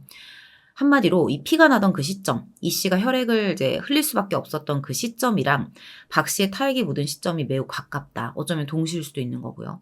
이거는 박 씨가 범인일 수 있는 아주 유력한 간접 증거가 되는 겁니다. 검찰은 박 씨를 살인 혐의로 기소해요. 이 내용에 대해서 또 얘기를 했을 거고 박 씨가 뭔가 말을 했겠죠. 조사실에서 뭐라고 주장을 하냐면 사건 발생일 이전에 이 씨가 먼저 휴지에 혈흔을 남겼을 거고 이후에 내 타액이 우연히 떨어져서 혼합이 된 거다라고 주장을 합니다. 근데 국과수는 이럴 가능성이 거의 불가능이라고 답변을 해요. 일단 서로 다른 시기에 두 사람의 혈흔과 타액이 하필 똑같은 위치에서 유전자형이 혼합돼서 검출될 가능성이 지극히 낮다는 거예요. 거의 없다는 거예요. 박 씨는 혐의를 부인했는데 결국에 재판에 넘겨져요. 앞서서 그 3년 전에 강도상해 혐의로 붙잡혔을 때 박 씨가 초반에 살인 혐의 인정했었다고 말씀드렸는데 그때 본인 입으로 범행 동기에 대해서 말했던 게 뭐였냐면 이 씨가 술을 마시다가 나를 무시하는 발언을 해서 우발적으로 저지른 거다라고 이야기를 해요. 실제로 변변한 직장이 없었어요. 대학을 졸업하긴 했는데 취업을 못하고 있다가 이제 인력사무소를 통해서 이 일 저 일 했었거든요. 근데 아마도 이런 부분에 대해서 무시를 당했을 수도 있겠죠. 자, 지금부터는 검찰이 최종적으로 결론 내린 박 씨의 범행 과정에 대한 이야기를 좀 해볼게요. 최대한 간단하게 줄였습니다. 2007년 4월 24일 새벽 1시경에 박 씨는 평소처럼 인력사무소 승합차를 타고 내렸는데 이날은 출근하지 않고 쉬기로 결심을 합니다. 이 부분은 박 씨가 출근을 했다가 카페에 들렸다라고 말하는 자료들도 있어요. 근데 일단 저희가 찾은 자료에서는 인력사무소에 출근하지 않았다라고 이제 말씀을 드리도록 하겠습니다. 캔맥주 2개를 사서 마시면서 딱히 목적지 없이 걷다가 이 사건 현장인 메탄동 카페에 들어가게 돼요. 선불로 5만 원을 줬고 맥주 5병에 안주 하나를 시켜서 당시 혼자 있던 그 여사장 이 씨와 술을 나누어 마셨다고 합니다. 그렇게 대화를 나누고 있었는데 여기서 박 씨 직업에 대한 이야기가 나와요. 그리고 문제가 생기죠. 이 씨가 박 씨에게 아니 대학까지 나온 사람이 왜 인력 같은 걸 다녀? 못하러 이런 데까지 와. 이런 식의 무시하는 발언을 했다는 거예요. 자, 이건 박 씨 진술입니다. 박 씨는 이 말에 격분을 했고요. 물류센터에서 우연히 주워서 평소에 소지하고 있던 칼을 꺼내서 이 씨에게 덤벼듭니다. 우연히 주운 칼을 소지하고 다닌다? 전 이것도 좀 이해가 안 가요. 자, 이때 박 씨가 말했던 흉기의 폭이 2cm가량이었고 잭나이프 형태의 칼이었다고 진술을 했었는데 실제 국과수 의견도 이것과 일치를 했었어요. 그렇게 박 씨는 이 씨의 목 부위를 수차례 공격하고 얼굴, 가슴, 복부, 다리까지 공격을 해서 살해했다고 합니다. 실제로 박 씨가 이제 변호사 선임하고 나서 번복을 했잖아요. 이건 번복 전이겠죠.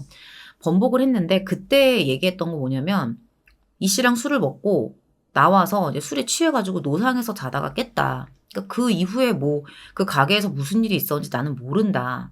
라고 주장을 했었어요. 사건 현장에 어떤 뭐 난잡함이라던가 증거물을 봐도 수사팀은 이 사건이 우발적 살인일 거라고 추정을 했었습니다. 그리고 검찰은 박 씨의 초기 자백 진술과 현장에서의 정황으로 봤을 때 박 씨가 살해 후에 증거를 은폐하기 위해서 깨진 맥주병을 제외한 나머지 맥주병과 술잔을 이 씨의 가방 안에 챙겼고 바닥에 떨어져 있던 담배꽁초들을 주워서 싱크대에 흩뿌려 놓은 것이다 라고 판단을 해요. 대충 이제 현장을 이제 수습하고 완벽하지 않게 수습을 해놓고 도주를 했다라고 본 거죠. 박 씨 주장대로 본인이 범인이 아니라면 이후에 또 다른 누군가가 가게 안에 들어와서 범행을 저질렀다라는 거잖아요. 근데 그 부분에 대해서는 가능성이 매우 낮다라고 판단을 해요. 시신이 발견된 현장에 이미 손님들과 술을 마신 흔적들이 남아 있었는데 그 흔적에서 박 씨의 것 말고는 아무것도 발견이 되지 않았거든요.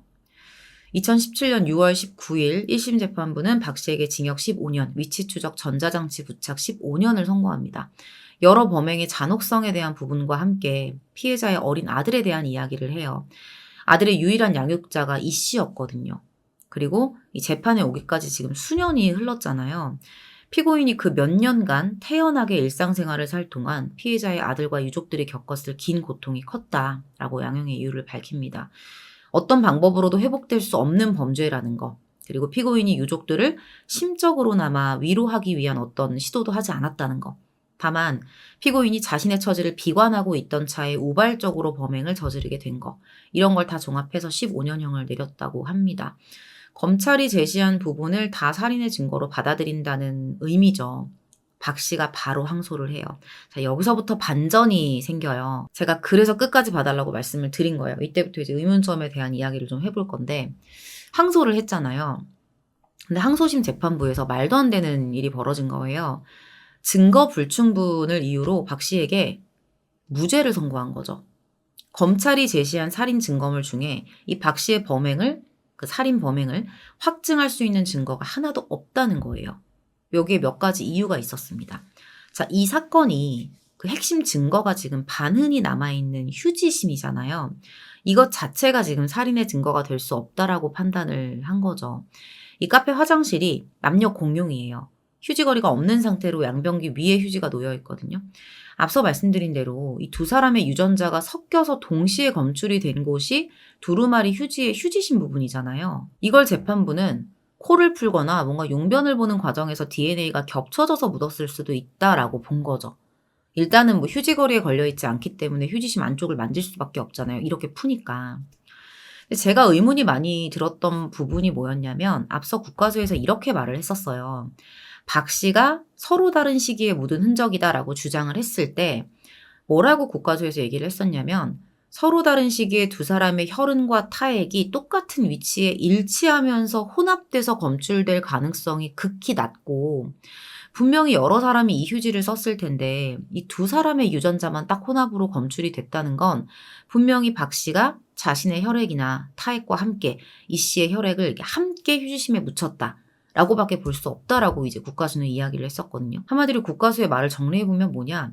이 흔적들이 묻은 시간의 차이가 매우 짧거나 동시일 수 있다.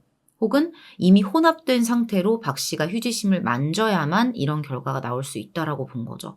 국과수에서 했으니까 더 과학적인 근거에 가깝다고 볼 수 있을 거예요. 그런데 항소심 재판부는 이 같은 상황에 대해서 지금 다른 이야기를 하는 겁니다. 뭔가 이제 재판부니까 무죄 추정을 해야 되니까 그랬던 건지 분명히 국과수가 이전에 과학적으로 어떤 설명을 했는지를 봤을 거란 말이에요. 코를 풀거나 용변을 보는 과정에서 DNA가 겹쳤을 수 있다. 한마디로 박 씨의 유전자와 이 씨의 혈흔이 혼합돼서 동시에 묻은 게 아니라 각기 다른 시간에 시간차를 두고 묻은 거고, 그렇기 때문에 이 씨가 살해될 당시에 박 씨가 현장에 없었을 가능성이 있다라고 본 거예요. 말은 맞죠. 근데 이게 만약에 가능하다면 박 씨와 이 씨의 혼합 유전자가 아니라, 사람들이 얼마나 많이 왔다 갔다 하겠어요. 화장실에 남녀 공용인데. 별별 사람 유전자도 다 혼합이 되어서 나와야지만 설명이 되는 게 아니냐는 겁니다. 교과서도 그랬었잖아요. 오로지 이 씨와 박 씨의 혼합 유전자형만 검출이 됐다는 건 박 씨가 자신의 혈액이나 타액과 함께 이 씨의 혈액을 휴지에 묻힌 거다. 휴지심 안에 묻힌 거다. 저는 이 부분이 사실 제 머리와 제 생각으로는 여기까지밖에 생각이 안 되더라고요. 자, 그리고 재판부는 이 가게를 돌아다닌 혈흔 족적 중에 화장실로 향하는 흔적이 없었다는 것도 함께 들어서 설명을 했었어요. 자, 그리고 범인이 현장에서 증거를 인멸하려는 시도를 했었잖아요. 그런 범인이라면 두루마리 휴지를 화장실에 남겨두고 가지 않았을 거라는 겁니다. 분명히 챙겨갔을 거다. 결과적으로 항소심 재판부는 박 씨의 자백 증거 능력을 인정할 수 없다고 말해요. 자, 일단 또 어떤 게 있었냐면 진술 거부권이 고지되지 않은 게 문제라고 했어요. 갑자기 찾아온 경찰 3명이랑 대면을 하고 사방이 밀폐된 접견실에서 뭐 진술 거부권이라던가 변호사를 선임할 권리, 피의 사실을 고지받지 못한 상태로 30분간의 추궁이 이루어졌다는 거예요. 권리를 침해받은 상태에서 나온 진술에는 증거 능력이 없다는 거죠. 재판부는 피의자 접견 시에 녹음과 녹화를 할 수 있는 시설이 있는데도 경찰관이 이를 이용하지 않았던 걸 보면 박 씨 말대로 강도 높은 추궁과 회유가 있었다고 봄이 상당하다라고 판단을 합니다. 그 밖에 검찰이 내놨던 증거들이 범죄 사실을 증명하지 못한다고 봤어요. 대표적인 게 현장에서 혈흔 족적이 있었잖아요. 자, 이건 자료 화면이에요. 족적이 있었는데 이 크기에 대한 부분이 좀 이상하다는 거예요. 앞서서 현장에서 발견된 족적이 270이었고 그 강도상해 사건으로 구치소에 수감됐을 때 박 씨가 신고 있던 신발 사이즈도 270이었다. 그러니까 동일 인물일 것이다 라고 얘기했는데 이때 박 씨가 뭐라고 반론을 제기하냐면 사실 내 신발 사이즈는 270이 아니다. 나 280이다. 근데 강도상해 저질렀을 때는 내가 신발을 세탁한 상황이라서 매형 신발을 빌려 신었었다. 실제로 발을 재보니까 277mm로 나옵니다. 항소심 재판부가 이걸 인정한 거죠. 더구나 사건 당일에 원래 박 씨가 물류 작업을 하기로 예정이 되어 있었거든요.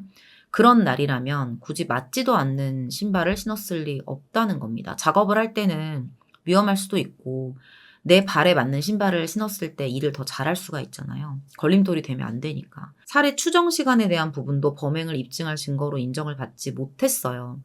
이 씨 사망 추정 시각이 오전 11시 이전이었는데 이 옆가게 종업원은 7시에 이 씨의 말소리를 들었다라고 얘기를 했잖아요.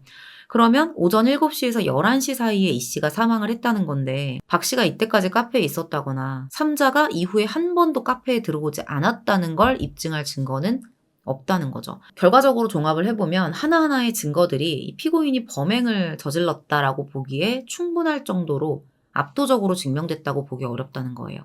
그러면서 또 한편으로는 박 씨가 범인이 아닐 여지가 또 확실하게 배제됐다고 보기도 어렵다라면서 무죄를 선고합니다. 이후에 검사가 상고했는데 기각되면서 무죄로 최종 확정돼요. 이 사건은 아직도 해결되지 않았어요. 과거에 발생했던 미제 사건들이 나중에 과학 수사를 통해서 해결되는 경우가 있잖아요. 근데 이 사건처럼 결과가 뒤집어지면서 다시 원점으로 돌아가게 된 사건은 그렇게 흔치가 않아요. 마지막까지 드는 생각은 딱 하나죠. 진짜 박 씨가 범인이 맞을까? 아니면 그의 말대로 박 씨는 정말 술만 마시고 카페를 빠져나왔을 뿐이고 그 뒤에 등장한 제3의 인물이 이 씨를 살해한 걸까? 법이라는 게 무죄 추정의 원칙을 따르기 때문에 박 씨가 주장하는 부분에 대해서 사실 우리가 터무니없다고 몰아세울 수도 없습니다. 그렇지만 의심스러운 정황이 분명히 많은 것도 사실이에요. 강압적인 수사가 있었다고는 하지만 이 박 씨의 자백 내용이 너무 구체적이잖아요. 뭐 족적, 휴지심에 있는 내용은 그렇다 치더라도 이 씨의 소지품을 버렸다고 밝혔던 그 위치, 그리고 실제로 발견된 위치가 정확하게 일치하는 거. 이런 식의 우연이 지금 한두 개가 아니니까요. 또 현장에서 박 씨의 것을 제외한 다른 이의 DNA나 혈흔이 발견됐던 것도 아니었죠.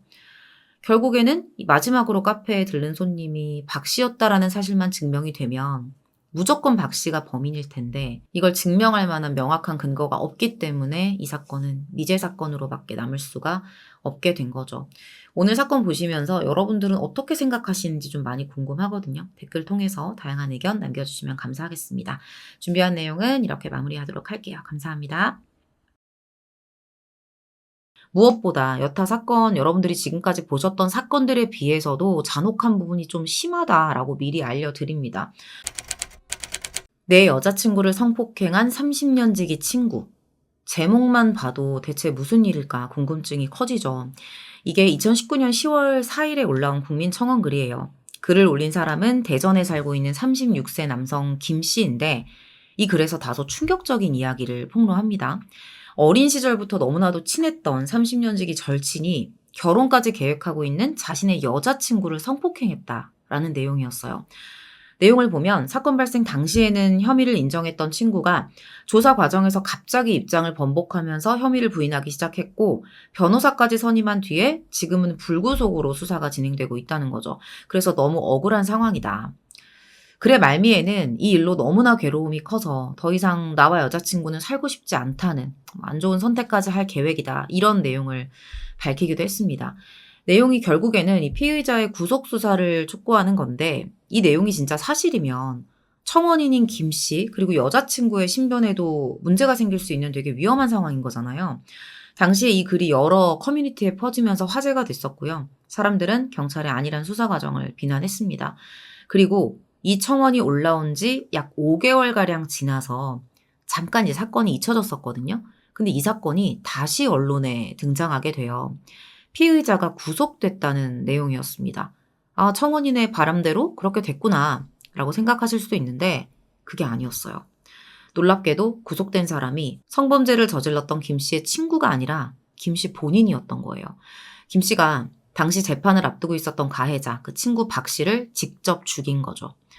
제가 지금부터 이 둘 사이에 어떤 일이 있었던 건지 전해드릴 텐데 사건 내용상 어떤 사적 제재에 대한 이야기도 잠깐 지나가겠지만 오늘은 이런 사적 제재에 대한 이야기보다도 김 씨가 범행 이후에 했던 행동 그리고 그 김 씨의 친구 과거에 성폭행했었던 그 박 씨가 경찰 조사를 받던 기간에 여자친구에게 김 씨가 했었던 행동 이런 것들을 중심으로 대체 김 씨의 머릿속에는 무슨 생각이 있었을까? 이거를 좀 같이 이야기해보고 싶어지더라고요. 사건을 끝까지 들어주셔야지 나눌 수 있는 이야기가 많아지니까 15분, 20분만 딱 집중하셔서 중간에 멈추지 마시고 끝까지 시청해주시면 감사하겠습니다. 2020년 4월 1일 대전지방검찰청이 당시 36세 남성 김 씨를 살인 및 사체 손괴 혐의로 구속 기소했다고 밝혀요. 김 씨는 지난 3월 3일에 대전 서구의 한 모텔에서 작년 9월 자신의 여자친구를 준강간한 혐의로 불구속 기소됐던 친구를 살해한 뒤에 경찰에 검거됩니다. 근데 이 과정, 살해의 과정 그리고 그 이후에 했던 김 씨의 행동이 너무너무 끔찍하고 엽기적이었어요. 엽기적이다. 저는 이제 판결문을 참고해서 전달을 해드릴 거고요. 무엇보다 여타 사건 여러분들이 지금까지 보셨던 사건들에 비해서도 잔혹한 부분이 좀 심하다라고 미리 알려드립니다. 우선 김 씨와 친구 박 씨 그리고 여자친구 이 씨 사이에 어떤 일이 있었는지부터 전해드리도록 할게요. 김 씨하고 박 씨는 그냥 친구가 아니었어요. 5살 때 알게 된 후로 유치원, 초등학교, 중고등학교까지 함께 졸업한 정말 오래된 친한 친구 사이였습니다. 당연히 가족들끼리도 가까운 관계였고요. 사건이 발생하기 5개월 전인 2019년 9월 22일에 박 씨가 김 씨에게 나 여자친구 좀 소개시켜줘. 이러면서 이제 두 사람이 만나게 돼요. 당시에 박 씨가 시청 공무원으로 일하고 있었다고 하는데 그 당시에 또 김 씨의 여자친구였던 이 씨의 친한 친구가 경찰이었거든요. 이렇게 소개를 시켜주려고 했었던 것 같아요. 박 씨가 그런 이 씨의 경찰 친구를 소개해달라고 말했고 이런 이야기를 나누느라 김 씨, 친구 박 씨, 그리고 김 씨의 여자친구 이 씨가 이 세 사람이 새벽까지 계속해서 술자리를 갖게 됐던 거예요. 술집에서 나온 뒤에는 또 그냥 헤어지기 아쉬우니까 인근에 있었던 김 씨 여자친구 이 씨의 집으로 2차를 하러 갑니다. 편의점에서 소주 2병을 사들고 들어갔는데 이때부터 문제가 생기기 시작해요. 사온 술을 나눠 마시고 세 사람이 아침 10시 30분쯤 돼서 잠들거든요. 박 씨는 방바닥에 이불을 깔고 잤고요. 김 씨와 이 씨 커플이잖아요. 이 두 사람은 한 침대에서 잠이 듭니다. 그런데 오후에 갑자기 그 여자친구 이 씨가 남자친구를 막 깨우는 거예요. 그러더니 밖으로 데리고 나가서 울기 시작합니다. 그러더니 하는 말, 방금 전에 오빠 친구가 나한테 몹쓸 짓을 했다. 라는 거예요. 자다가 막 갑자기 심한 통증이 느껴지면서 눈을 떴는데 그때 박 씨가 자신의 몸을 만지고 있다가 눈이 마주쳤다는 거죠. 눈이 마주치자마자 박 씨가 깜짝 놀라서 방바닥으로 도망쳐서 다시 자는 척을 했대요. 이걸 듣고서 어떻게 바로 믿을 수가 있었겠어요. 바로 김 씨가 방문을 열고 확인을 하려고 했는데 그때 또 마침 박 씨가 황급히 바지를 입고 몰래 도망을 가려다가 걸립니다. 물어봤죠. 어떻게 된 거냐? 무슨 짓을 한 거냐? 어쩌면 친구가 아니라고 말해주길 바랬을지도 몰라요. 근데 박 씨가 바로 무릎을 꿇는 거예요. 내가 죽을 죄를 졌다. 소변이 마려워서 화장실에 갔다가 순간적으로 그런 행동을 했다. 몰래 만졌다. 근데 사실 이건 어디까지나 박 씨의 주장이죠. 왜냐면 이 씨는 분명히 끔찍하게 아파서 깼다라고 주장을 했었거든요. 단순히 만진 것만은 아닐 것이다. 성폭행이 있었을 수 있는 거예요. 오후 6시경에 김 씨와 여자친구 이 씨가 경찰에 신고를 했고요. 박 씨는 준강간 혐의로 입건돼서 피의자 조사를 받기 시작합니다. 일단 경찰이 국가수의 DNA 검사를 의뢰하고 적극적으로 성범죄 피해 증거를 수집하겠다라고 약속을 해요. 김 씨와 이 씨도 이제 경찰이 그런 태도를 보이니까 안심했었는데 문제는 박 씨의 태도였던 거예요. 처음에는 성범죄 사실을 인정하더니 조사를 받는 과정에서 갑자기 혐의를 부인하는 겁니다. 나는 술에 취해서 전혀 기억이 없다. 계속 이런 말만 반복. 이후에는 변호사까지 선임해서 결국에는 불구속 수사를 받게 돼요. 이것도 문제가 많았던 게 뭐냐면 이 씨 몸에서 실제로 박 씨 DNA가 검출이 됐었거든요. 근데 이걸 보고도 박 씨가 계속 부인을 했던 겁니다. 경찰은 또 박 씨에게 도주 우려가 없다는 이유로 구속 여부를 검찰에게 맡겼었던 거고요.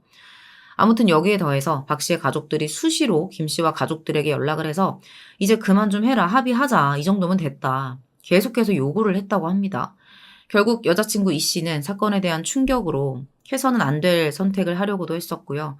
결국 30년 절친에 대한 배신감과 스트레스가 극에 치달았던 김 씨가 극단적인 결심을 하게 됐다라고 해요. 2020년 3월 2일 오후 5시경에 김 씨가 대전 서구의 한 초등학교 운동장으로 박 씨를 불러냅니다. 당연히 둘의 관계는 최악이었겠죠. 사건 이후로는 박 씨가 의도적으로 김 씨를 계속 피해 다니고 있었고요. 김 씨는 박 씨에게 네가 했던 짓, 내 여자친구에게 했던 거 그거 인정하냐? 인정하고 사과하면 내가 용서해주겠다. 라는 식으로 말을 했었대요. 근데 이미 점퍼 주머니 안에는 흉기를 숨겨둔 상태였습니다. 그리고 어떻게 이런 상황이 가능했는지는 모르겠지만 아마 제 생각에는 이런 범행과는 별개로 너무 또 오래된 관계였기 때문에 김 씨가 뭔가 대화가 잘 풀리는 것처럼 유도를 했을 것 같거든요. 두 사람이 한 모텔로 이동을 해요. 여기서 술을 좀 더 마시자라는 거였는데 그렇게 밤 9시 40분경에 두 사람이 대전 서구에 있는 모텔 안으로 들어갔고요. 다음 날인 3월 3일 새벽 2시 30분까지 계속해서 술을 마십니다. 그러다가 다시 또 사건에 대한 이야기가 오고 가면서 김 씨가 박 씨에게 덤벼들어서 몸싸움이 시작됐다고 해요. 이건 어디까지나 김 씨의 진술이에요. 김 씨가 숨겨뒀던 흉기를 꺼냅니다. 전체 길이 28cm에 날 길이만 16cm. 곧장 박 씨의 오른손 부위를 공격했고요. 소리를 지르면서 박 씨가 도망을 갔대요. 그럼 박 씨를 붙잡아서 등 부위를 수차례 난자합니다. 넘어진 박 씨 몸에 올라타서 목 부위 30여 차례, 오른쪽 허리와 옆구리도 무차별적으로 공격해요. 이 정도면 사실 뭐 신고를 해도 소용이 없죠. 이미 그 자리에서 사망할 수밖에 없었을 거예요. 박 씨는 그 자리에서 경부와 흉부 다발성 자창으로 사망합니다. 근데 제가 아까 전에 사건 처음에 시작할 때 이 사건이 여타 다른 사건들, 여러분들이 지금까지 봤던 사건들 중에서도 정말 손에 꼽을 만큼 엽기적이라고 말씀을 드렸잖아요. 앞서 나왔던 뭐 공격의 횟수나 방법도 그렇겠지만 그런 말씀을 드린 이유는 따로 있어요. 분노가 가라앉지 않았던 건지 김 씨가 사망한 박 씨에게 했던 행동 때문이었습니다. 제가 여기서 되게 많은 의문을 가졌거든요. 여기서부터. 박 씨의 시신에서 성 부위를 잘라냈고요. 이걸 카메라로 찍어요. 내가 이만큼 열이 받았고 너를 향한 복수를 나 스스로 잊지 않겠다. 뭐 이런 상징적인 의미로 그런 행동을 했을까라는 생각을 제가 했었는데 이게 다가 아니에요. 그 이후로 더 엽기적인 행동을 합니다. 상상치도 못했던 행동을 해요. 사진을 찍었잖아요. 이걸 본인이 보관을 했겠죠. 근데 본인이 보관한 것뿐만 아니라 또 다른 친구에게 이 사진을 보냅니다. 뿐만 아니라 그 자른 것을 검은 비닐봉지에 담아서 여자친구 이 씨가 살던 집 앞 현관 출입문에 걸어놔요. 그리고는 여자친구 집 주차장 근처로 이동해서 극단적인 시도를 했는데 생명에는 큰 지장이 없었고요. 곧바로 박 씨 살해 혐의로 체포가 된 겁니다. 김 씨가 친구를 죽인 이후에 했던 행동의 의미를 여러분들은 어떻게 보세요? 단순히 뭔가 복수심에 불타서 여자친구 대신에 복수를 해줬고 그 상징으로 그것을 봉지에 담아서 보여주려 했다. 이렇게만 볼 수 있을까 과연? 보이는 그대로 그렇게만 볼 수 있을까? 저는 좀 그렇게만 볼 수 없지 않을까라는 생각을 들었거든요. 의도야 어찌 됐든 이걸 여자친구에게 보라고 갖다 준 거면 그 여자친구가 통쾌하다 이러면서 좋아했을까요 과연? 검거 이후에 김 씨는 범행 동기에 대해서 이렇게 이야기해요. 모텔에서 박 씨하고 말다툼을 하다가 여자친구에 대한 모욕적인 발언을 듣고 화가 나서 우발적으로 죽인 거다. 아니 그러면 범행 장소의 흉기는 왜 가져갔냐? 이렇게 질문을 했을 때는 또 이런 말을 합니다. 군 생활 시절에 동료들과 흉기 앞에서 맹세를 하는 의식이 있었다. 서로 진실되게 이야기해보자는 의미로 흉기를 가져간 거지 이게 살인을 위한 건 아니었다라고 주장을 합니다. 근데 이렇게 된 마당에 둘 사이에 뭐 맹세를 하고 말고 할 게 남아 있었을까 싶기도 해요. 근데 조사 과정에서 김 씨에 대한 뜻밖의 사실이 하나 밝혀집니다. 되게 이상하게 김 씨가 그 박 씨의 준강간 사건 이후부터 좀 이상하게도 여자친구에게 좀 비정상적으로 집착하는 태도를 보였던 거죠. 단순히 뭔가 불안한 수준을 넘어서 칼로 협박까지 합니다. 여자친구를 협박했어요. 이것 때문에 특수협박죄로 벌금형도 선고를 받았어요. 그 밖에도 과거에 수차례 협박, 폭행 이런 전적이 많은 사람이었다고 합니다.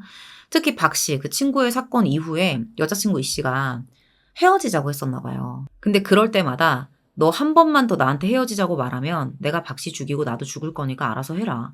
뭐 이런 식으로 협박을 했던 거예요. 그러면 김 씨가 했던 범행의 과정을 봤을 때 이전에 여자친구가 헤어지자는 말을 또 했던 것처럼 보이죠. 그렇게 추정해 볼 수 있죠. 이미 범행 당일 아침에 여자친구에게 뭐 음성 메시지를 남겼는데 널 놔주겠다. 박 씨 죽이고 나도 죽겠다. 뭐 이런 메시지를 남기기도 했었고요. 범행 전날에는 또 박 씨의 그 준강간 사건을 그동안 취재해왔던 기자에게 그동안 감사했습니다. 라는 말을 남기기도 했습니다. 저만 그럴 수도 있어요. 그냥 제 내피셜인데 저는 이 사건에서 김 씨의 행동에 이해가 안 되는 게 되게 많았어요. 단순히 어떤 배신감과 복수심으로 움직인 것 이외에 비닐봉지에 그런 걸 담아서 여자친구 집 현관에 걸어놓는 건 어떻게 생각을 해야 될까? 전문가들은 이 행위의 이유에 대해서 박 씨를 향한 극도의 혐오감과 복수심으로 계획적으로 살해하고 그 이유를 드러내려는 태도로부터 비롯된 행동이라고 분석을 합니다. 재판에 앞서서 재범 위험성 평가도 했었는데요. 여기서도 재범 위험성이 매우 높은 수준으로 나타나요. 이미 박 씨가 그런 범죄를 저지르기 이전부터 김 씨는 폭력적인 성향이 다분한 사람이었고 평소에도 분노 조절을 잘하지 못했었다는 거예요. 이런 성향이 내재된 상태에서 박 씨의 성범죄 사실까지 드러나게 되니 어쩌면 이런 복수 행위가 예고된 거나 마찬가지였다고 볼 수도 있는 거죠.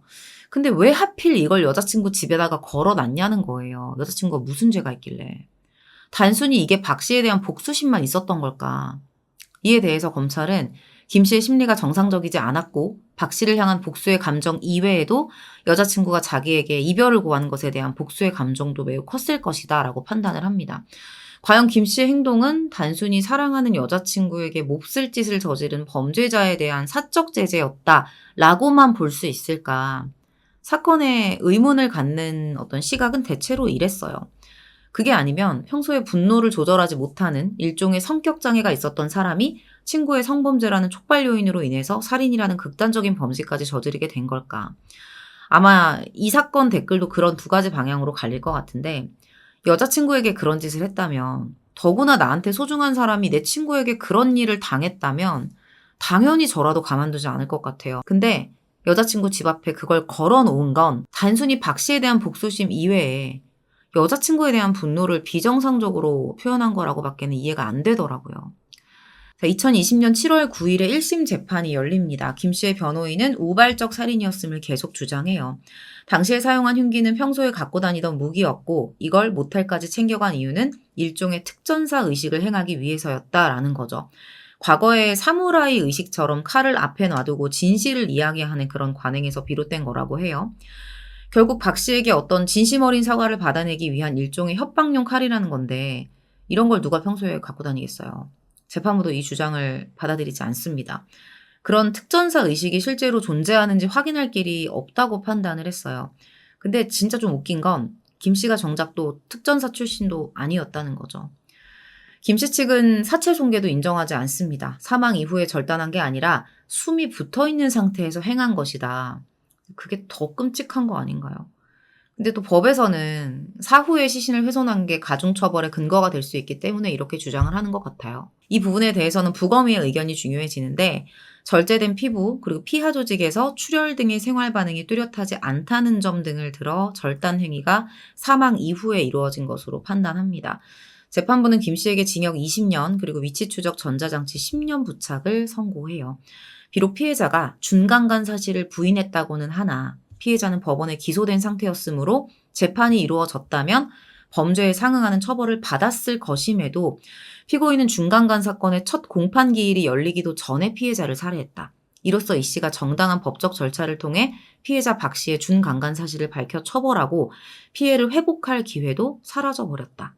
그러니까 이 씨 입장에서는 그러니까 그 성폭행을 당했던 이 씨 입장에서는 법적으로 어떤 피해를 회복하고 범인을 처벌할 수 있는 기회를 박탈당했다라고 보는 거예요. 그리고 준강간 사건 이후에 계속 여자친구에게 집착하고 칼로 협박하고 기 비닐봉지에 담아서 걸어놓고 이 씨 집 지하실 배수관에서 그런 선택을 시도하고 이런 게 이 씨가 헤어지자고 하는 것에 대해서 복수를 하거나 자신의 범행을 과시하려는 듯한 태도라고 판단을 했어요. 양측 모두 항소하면서 항소심이 열렸는데요. 여기서 김 씨에게 원심보다 높은 징역 25년이 선고됩니다. 이유는 1심과 거의 비슷했고요. 거기에 더해서 원심의 형이 가볍다라는 그 검찰의 항소에 의미가 있다고 보고 결정을 해요. 전자장치 부착 명령을 취소해달라는 김 씨 측의 요청은 기각됩니다. 상고까지 갔는데 기각이 되면서 징역 25년에 전자장치 부착까지 그렇게 확정이 됩니다. 아마 오늘 영상에는 김 씨를 두둔하는 댓글이 분명히 있을 것이고 박 씨가 죽을 만한 짓을 했다라는 댓글도 분명히 있을 거예요. 사건 당시 벌어졌을 때도 그랬었어요. 너무 화가 나니 그런 생각 들 수도 있겠죠. 사실 사건의 표면적인 부분만 본다면 당연히 누구라도 김 씨의 입장에서 생각해보지 않을 수가 없을 거예요. 근데 앞서 김 씨가 범행을 저지르고 이후에 여자친구에게 했던 그 행동들, 그거를 좀 이야기해보고 싶다고 했잖아요. 이걸 좀 넓혀서 생각을 해봤을 때 이게 그렇게 단순하지 않았잖아요. 단순히 어떻게 뭐 경찰과 검찰의 태도에 분노를 해서 여자친구의 사적 복수를 대신 벌인 범죄처럼 보여지지만 그게 다일까? 이 생각을 안 할 수가 없었습니다. 여러분들하고 사건에 대해서 다양한 이야기를 나누는 영상이기 때문에 너무 내피셜이긴 해요. 조금 소름 돋지만 좀 이런 생각도 했었어요. 만약에 김 씨가 살해 이후에 여자친구 집 앞에 그런 걸 걸어놓거나 혹은 흉기로 여자친구를 협박하거나 이런 행위를 안 했었다면 저도 여기까지 상상하지는 않았을 것 같아요.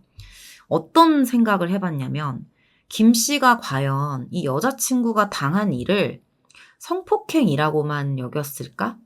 여자친구를 성폭행 피해자라고만 생각을 했을까? 혹시 이 말의 의미에 대해서 이해를 하셨을지 모르겠는데 조심스럽지만 저는 김 씨가 여자친구가 당한 그 일이 성폭행은 맞지만 결과적으로 관계를 가진 거잖아 라는 생각이 조금은 있었던 게 아니었을까라는 생각을 했거든요. 사랑하는 여자친구가 당한 불행한 일이 아닌 나 모르게 둘 사이에 벌어진 어떤 관계라고 여기는 게 김 씨의 머리를 더 많이 지배하고 있진 않았을까라는 생각을 해봤어요. 여자친구에 대한 협박, 이것 때문에 처벌도 받았죠. 집착, 문 앞에 걸어두었던 그것. 저는 여기서 여자친구에 대한 분노와 복수심을 느꼈었거든요. 과연 이게 누구보다 힘든 시기를 겪고 있는 자신이 사랑하는 여자친구에게 사랑하는 여자친구라면 그런 상대에게 할 수 있는 행동일까? 그래서 저는 개인적으로 이 사건이 단순히 사적 제재에 대한 찬반이나 부작용만으로 바라볼 수는 없는 사건이라는 생각이 들었습니다. 여기까지 집중해서 들어주신 여러분은 또 지금 어떤 생각이신지 서로의 생각을 비난하지 않는 선에서 자유롭게 생각 남겨주시면 감사하겠습니다. 오늘 사건은 여기서 마무리하도록 하고요. 저는 다음 사건으로 또 찾아뵐게요. 시청해주셔서 감사합니다. 2019년 9월 11일 새벽 천안시 서북구 쌍용동의 한 아파트에 불이 났다는 신고 전화가 들어와요. 소방관이 출동해서 이 불이 난 현장인 아파트 509호에 도착해서 진화를 시작합니다. 40분 후에 불이 완전히 꺼졌어요.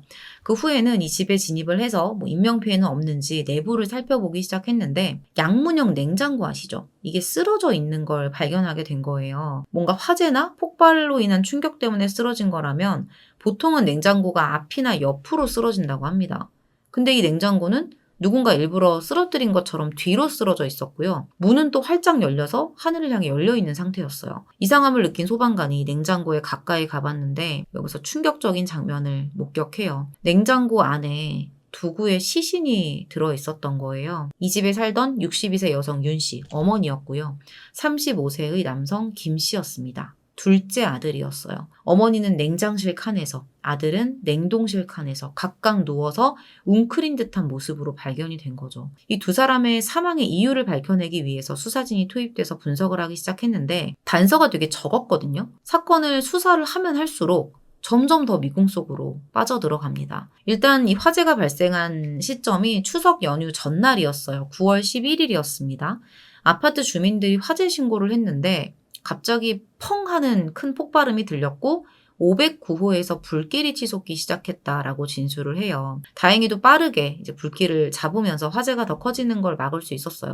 그리고 당시에 이제 근무하던 아파트 경비원이 불이 난 걸 보자마자 아파트 전체에 이제 가스를 공급하는 밸브를 잠가버렸대요.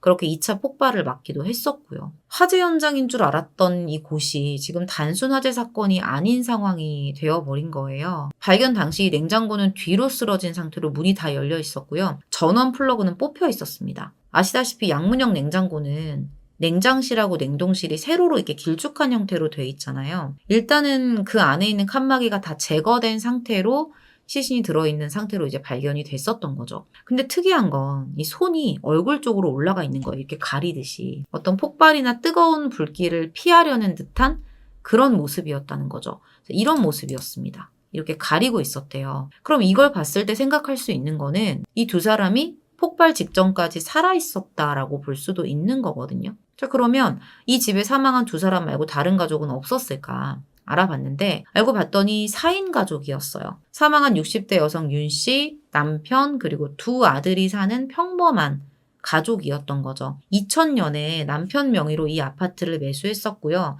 이 네 가족이 다른 곳에서 살다가 2002년부터는 이 두 사람이 어떤 이유로 별거를 시작합니다. 이 부부가 별거를 시작한 거예요. 이때 윤 씨는 둘째 아들을 맡아서 키웠고요. 남편은 첫째 아들과 함께 살게 돼요. 세월이 좀 흘러서 2017년에 윤 씨하고 둘째 아들이 이 아파트에 입주를 했다고 해요. 별거 이후로는 이제 남남처럼 가족 간의 왕래가 전혀 없었고요. 남편이 생활비를 꾸준히 보내주는 게 유일한 이들의 연결점이었습니다. 이혼을 하지는 않았지만 17년 동안이나 서로 남처럼 지내면서 살았어요. 다른 지역에 살던 남편이 이 아내와 아들의 사망 소식도 경찰을 통해서 들었고요. 당시에 경찰이 남편과 큰아들이 사건에 관련이 있는지를 조사를 했었는데 오랫동안 연락을 거의 하지 않아서 왕래도 없었고 아무것도 알 수 없다라고 진술을 했다고 해요. 그리고 두 사람에게 어떤 특별한 혐의점도 없었고요. 자, 그럼 대체 어떻게 된 일일까요? 경찰 수사가 시작됩니다. 사건 현장이나 이 사망한 모습이 좀 특이했기 때문에 당시에 경찰은 이 사건에 제3자가 연관이 되어 있을 가능성을 두고 이제 조사를 시작을 해요. 두 사람 말고 다른 사람이 이 사건에 연관되어 있다라고 하면 흔적이 하나쯤은 남아 있을 거잖아요. 근데 시신을 보면 거치게 불에 그을려 있는 것 말고는 특별한 외상이 발견되지 않습니다. 그래서 일주일째 아파트 CCTV를 다 분석했는데 509호에는 외부인이 출입한 흔적도 전혀 없었어요. 처음에 소방대원이 출동을 했을 때 현관문이 잠겨 있어가지고 현관문 잠금 장치를 잘라내고 들어왔었거든요. 이 집이 현관문에 잠금 장치가 걸쇠까지 해서 총 3개였어요. 화재 당시에는 이 잠금 장치 3개 모두 잠겨 있는 상태였습니다. 이거는 지금 안에서 문을 잠갔다는 뜻인 거죠. 자, 그리고 이상한 점이 있는데 현관문 안쪽으로 문 틈마다 청테이프를 다 붙여놓은 거예요. 열쇠 구멍까지 철저하게 테이프로 다 막혀 있었습니다. 근데 또 특이한 점. 현관문은 이렇게 철저하게 밀폐를 시도했으면서 베란다나 다른 창문 틈새를 막으려고 시도한 흔적은 안 보였던 거예요. 만약에 이 사건이 누군가 이 두 사람을 살해한 게 아니라면 현관문을 밀폐하려고 시도한 이유가 뭘까? 생각해 볼 수 있겠죠. 아마도 집에서 가스가 새어나가지 못하게 해서 사망 확률을 높이려는 이유도 있을 거고요. 가스 냄새가 새어나가서 누군가가 자신들이 살아있을 때 구조되는 일을 막기 위함도 있을 거예요. 외부인이 들어오는 걸 어렵게 하려는 이유도 있었을 거고요. 이 사건은 집안의 모습도 조금 이상했어요. 사진처럼 집기들이 마치 이삿짐을 싸듯이 정리된 상태로 작은 방과 베란다에 옮겨져 있었던 거죠. 시신이 들어있던 냉장고도 평범하지가 않았습니다. 냉장고 머리 부분 아래쪽을 보시면 지금 빨간 박스를 보시면 접이식 사다리를 지금 깔아놓은 상태로 뒤로 냉장고가 눕혀져 있잖아요. 이게 여기 대체 왜 깔려 있을까 좀 의문이 드는데 전문가는 이 양문형 냉장고의 크기가 크고 무게가 무겁기 때문에 이거를 바닥에 눕히다가 잘못하면 손이나 발을 찧어서 다칠 수도 있으니까 그걸 방지하기 위해서 미리 사다리를 깔고 머리 부분이 사다리에 걸쳐질 수 있는 형태로 눕혀놓은 것으로 추측을 했습니다. 이유야 어쨌든 이 냉장고가 사람에 의해서 의도적으로 바닥에 눕혀졌다는 건 지금 거의 확실해지는 거죠. 화재 조사 결과 발화는 집안에서 이뤄졌고요. 발화 지점은 집에 한 군데가 아니었어요. 여러 곳으로 확인이 됩니다.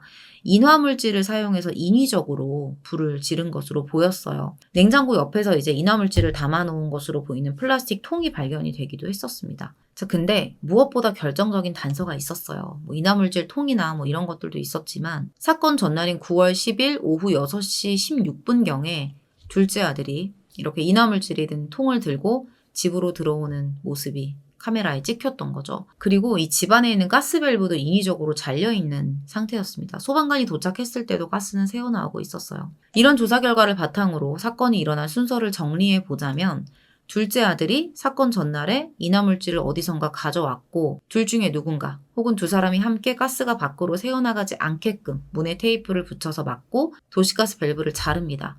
그 후에는 냉장고 주변에 인화물질을 뿌린 후에 불을 붙이고 함께 냉장고 속에 누워서 연기를 마셨을 것이다. 그렇게 사망했을 것이다. 이렇게 정리를 해볼 수 있어요. 자, 그러면 두 사람이 왜 이런 선택을 했고 대체 무슨 일을 겪었던 걸까? 경찰이 사망 원인을 밝히기 위해서 아파트 주민들 그리고 주변인들을 대상으로 탐문 조사를 진행해요. 이 아파트 주민들은 뭐라고 얘기를 하냐면 사망한 어머니가 굉장히 좋은 사람이었다라고 얘기를 합니다. 되게 활발하거나 사교적인 성격은 아니었는데 사람들에게 되게 친절한 그리고 예의 바르게 대해주는 그런 사람이었다라고 얘기를 해요. 도시가스 검침원이 오면 항상 음료수를 건네주면서 인사를 해줬고 직접 만든 음식이 있으면 이웃들에게 나눠주기도 했다고 합니다. 집안도 항상 단정하고 깔끔했어요. 아들에 대한 평가는 알려진 게 없었어요. 오래전부터 이제 무직 상태로 지내왔었고 되게 조용히 살았었기 때문에 이웃 사람들은 이 집에 아들이 함께 살고 있었다는 것도 최근에 알게 됐었다고 해요. 근데 사건 발생 한 달 전부터 뭔가 조금 이 집의 분위기가 달라지기 시작했대요. 이웃들이 알아챌 정도로 엄청나게 큰 소리로 싸우기 시작합니다. 그냥 싸우는 정도가 아니었어요. 막 뭔가를 집어 던지거나 몸싸움이 있는 것처럼 밤이고 낮이고 쿵쿵거리는 소리가 막 아파트에 울릴 정도였다고 합니다. 사건 전날에도 1시간 정도 이런 소리가 들렸었는데 소리가 얼마나 컸는지 이 아랫집 살던 이웃이 처음에는 이 윗집에서 공사하는 줄 알았대요. 그리고 이렇게 이 어머니와 아들 간에 어떤 문제가 있었던 것뿐만이 아니라 이 시기에 이 어머니 윤 씨가 굉장히 예민해졌다고 해요. 이 두 가지가 어떻게 연관이 있겠죠. 예를 들어서 이제 이웃집에서 현관문을 열고 나올 때 신발을 신으면서 나올 수 있잖아요. 그럴 때 이제 신발을 제대로 신으려면 조금 신발을 끌고 나오다가 발끝으로 바닥을 툭툭 치면서 신발을 신게 되거든요. 근데 이 소리가 시끄럽다고 갑자기 소리를 지르기도 하고 윗집에서 내는 되게 작은 소음도 시끄럽다면서 큰 소리로 욕을 하기도 했다고 합니다. 이게 사건 한 달 전부터 이런 일들이 되게 자주 생겼었대요. 원래 이웃들에게 친절했던 윤 씨가 한 달 전부터 변하기 시작한 거죠. 이게 대체 뭐 때문이었을까요? 뭔가 두 사람 사이에 그 시기부터 문제가 생겼다라고 볼 수가 있어요. 그래서 아들이 홧김에 어머니를 살해하고 그런 선택을 했을 것이다 라는 가능성도 당시에는 있었습니다. 근데 그렇게 보기에는 시신에 뭐 어떤 특별한 외상 같은 게 없었거든요. 결국 다 종합해 보면 알 수 없는 이유로 두 사람의 갈등이 폭발적으로 심각해진 시기를 지나면서 합의하에 그런 선택을 했을 가능성이 가장 높다라고 볼 수가 있는 거죠. 자, 그럼 대체 이유가 뭘까? 왜 그런 갈등이 생긴 걸까? 이걸 생각을 해봐야 하는데 보통은 경제적인 이유를 가장 먼저 떠올리게 되잖아요. 근데 이 두 사람에게 어떤 그런 특별한 경제적인 문제는 없었습니다. 오히려 형편이 나쁘지 않았어요. 두 사람이 살던 아파트는 32평이었고요. 시신이 발견된 양문형 냉장고도 고가의 제품이었다고 해요. 관리비도 한 번도 미납된 적 없이 꼬박꼬박 잘 냈다고 합니다. 비록 이 어머니와 아들 둘 다 직업이 없고 무직 상태이긴 했지만 또 그리고 그 시기가 오래되긴 했었지만 따로 살던 남편이 매달 150만 원씩 생활비를 보내줬었기 때문에 이게 아주 넉넉하진 않을 수도 있지만 두 사람이 먹고 사는 데에는 지장이 없었을 거라는 거죠. 그러면 가정 불화가 이유인 걸까? 근데 이것도 속 시원히 밝혀내지 못했습니다. 사망 전에 두 사람이 남겨둔 글도 없었고요.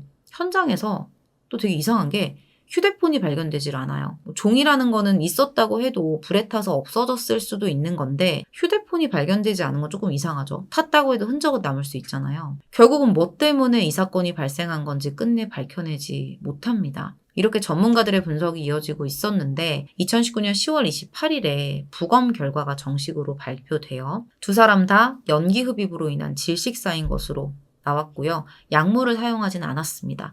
그리고 타살로 볼 만한 흔적은 전혀 없는 것으로 확인됐다고 했어요. 이때까지 발표된 경찰의 수사 결과를 종합하면 어머니와 아들은 인화물질을 이용해 방화한 뒤 냉장고를 연체로 그 안에 누웠고 화재 연기를 마시고 질식사했다. 이거예요. 근데 이 과정에서 죽음에 이를 정도의 연기를 마시고도 몸부림 없이 가만히 누워 있었다라는 거는 사실 불가능에 가깝고 어떻게 이렇게 될 수 있는지는 밝혀지지 않습니다. 그렇게 경찰은 부검 결과와 조사 내용을 종합해서 제3자에 의한 타살이 아닌 것으로 공식적인 내사 종결을 발표해요. 그렇게 사건은 마무리됩니다. 사건 내용 들으시면서도 좀 답답하다는 느낌을 받으셨을 것 같아요. 결국엔 해결이 안 된 사건입니다. 지금부터는 사건에 대한 의문점에 대한 얘기를 조금 해볼게요. 아무래도 이 시신 발견 당시의 모습이 제일 큰 의문이겠죠. 냉장고 안에 들어가서 사망한 채 발견됐잖아요. 경찰의 판단대로 두 사람이 냉장고 안에 들어가서 연기를 마시면서 그거를 참았다고 하면 절대로 가만 누워있기 힘들다고 해요. 본능적으로 살기 위해서 몸부림을 치거나 어떻게든 현장을 벗어나려고 노력을 하죠. 자, 그러면 약물을 복용한 상태로 불을 붙이고 가만히 들어가서 서서히 의식을 잃기만을 기다린 걸까? 뭐 이런 가능성도 생각을 해볼 수 있어요. 복용 후에 뭐 잠깐 불을 붙이는 건 가능할 거고 기다리다 보면 서서히 반응이 올라오면서 피하기 힘들었을 수 있겠죠. 그럴듯해 보이는데 사실 부검 결과가 이걸 부정하고 있어요. 시신에서 그 어떤 약물의 흔적도 발견되지 않았다는 겁니다. 전문가가 내놓은 분석 중에 이런 것도 있어요. 두 사람이 불을 내고 냉장고 문을 닫고 들어가서 냉장고 속에 부족한 산소로 인해 질식 상태가 됐고 그 후에 화재로 인해 발생한 연기를 마시게 됐을 가능성이 있다. 연기를 마시고 무의식 상태에서 몸부림을 치다가 그 과정에서 냉장고 문이 열린 것일 수도 있다. 이런 분석이었습니다. 가능성이 높은 분석일 수 있다라고 생각은 드는데 이것도 역시 증명할 단서는 없습니다. 두 사람이 이런 선택을 한 게 맞다라고 가정을 해보면 하필 왜 이렇게 복잡하고 고생스러운 방식을 선택했을까? 그것도 좀 의문이에요. 보통은 간단하면서도 자신에게 최대한 고통이 덜한 방식을 선택하기 마련인데 두 사람이 함께 이렇게 복잡하면서도 고통스러운 방식을 선택했단 말이죠. 정말 너무나도 의문스러운 사건인 것 같아요. 저는 최대한 여러 시각으로 바라보려고 노력을 했었는데 여러분들이 보는 시각은 또 다를 수도 있으니까 댓글로 많이 남겨주시기 바랍니다. 두 사람의 사망에 대해서 이 따로 사는 남편과 큰아들은 되게 수사에 좀 비협조적이었어요. 남편은 휴대폰 번호까지 바꿨고요. 언론사의 인터뷰에도 응하지 않았습니다. 두 사람에 대한 장례도 따로 지내지 않았다고 해요. 남편과 큰아들이 좀 더 수사에 협조적이었다면 이 두 사람이 사망하기까지 어떤 일이 있었는지 어떤 작은 단서라도 알아낼 수 있지 않았을까 하는 아쉬움도 있어요. 근데 또 한편으로는 왕래가 전혀 없던 가족이었기 때문에 사망한 두 사람 사이의 어떤 갈등에 대해서는 전혀 모르고 지냈을 수도 있다는 생각도 듭니다. 이 사건은 모든 게 다 미스터리하지만 한 가지만은 확실해요.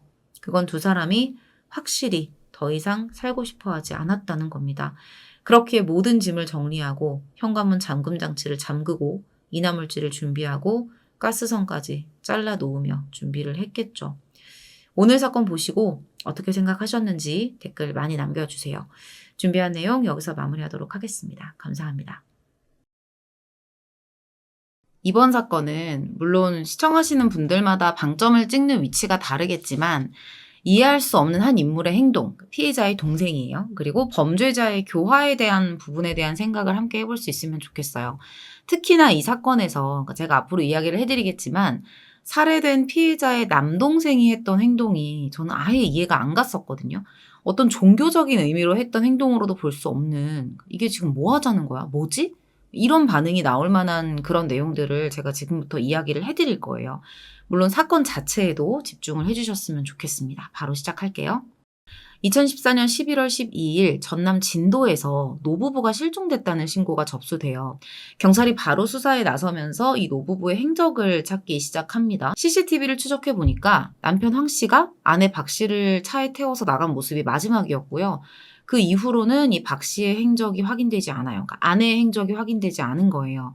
근데 그 이후에 남편 황 씨 혼자서 자신의 차를 타고 살고 있던 진도를 나갑니다. 그 후에는 터미널에서 시외버스를 타는 장면을 찾을 수 있었고요.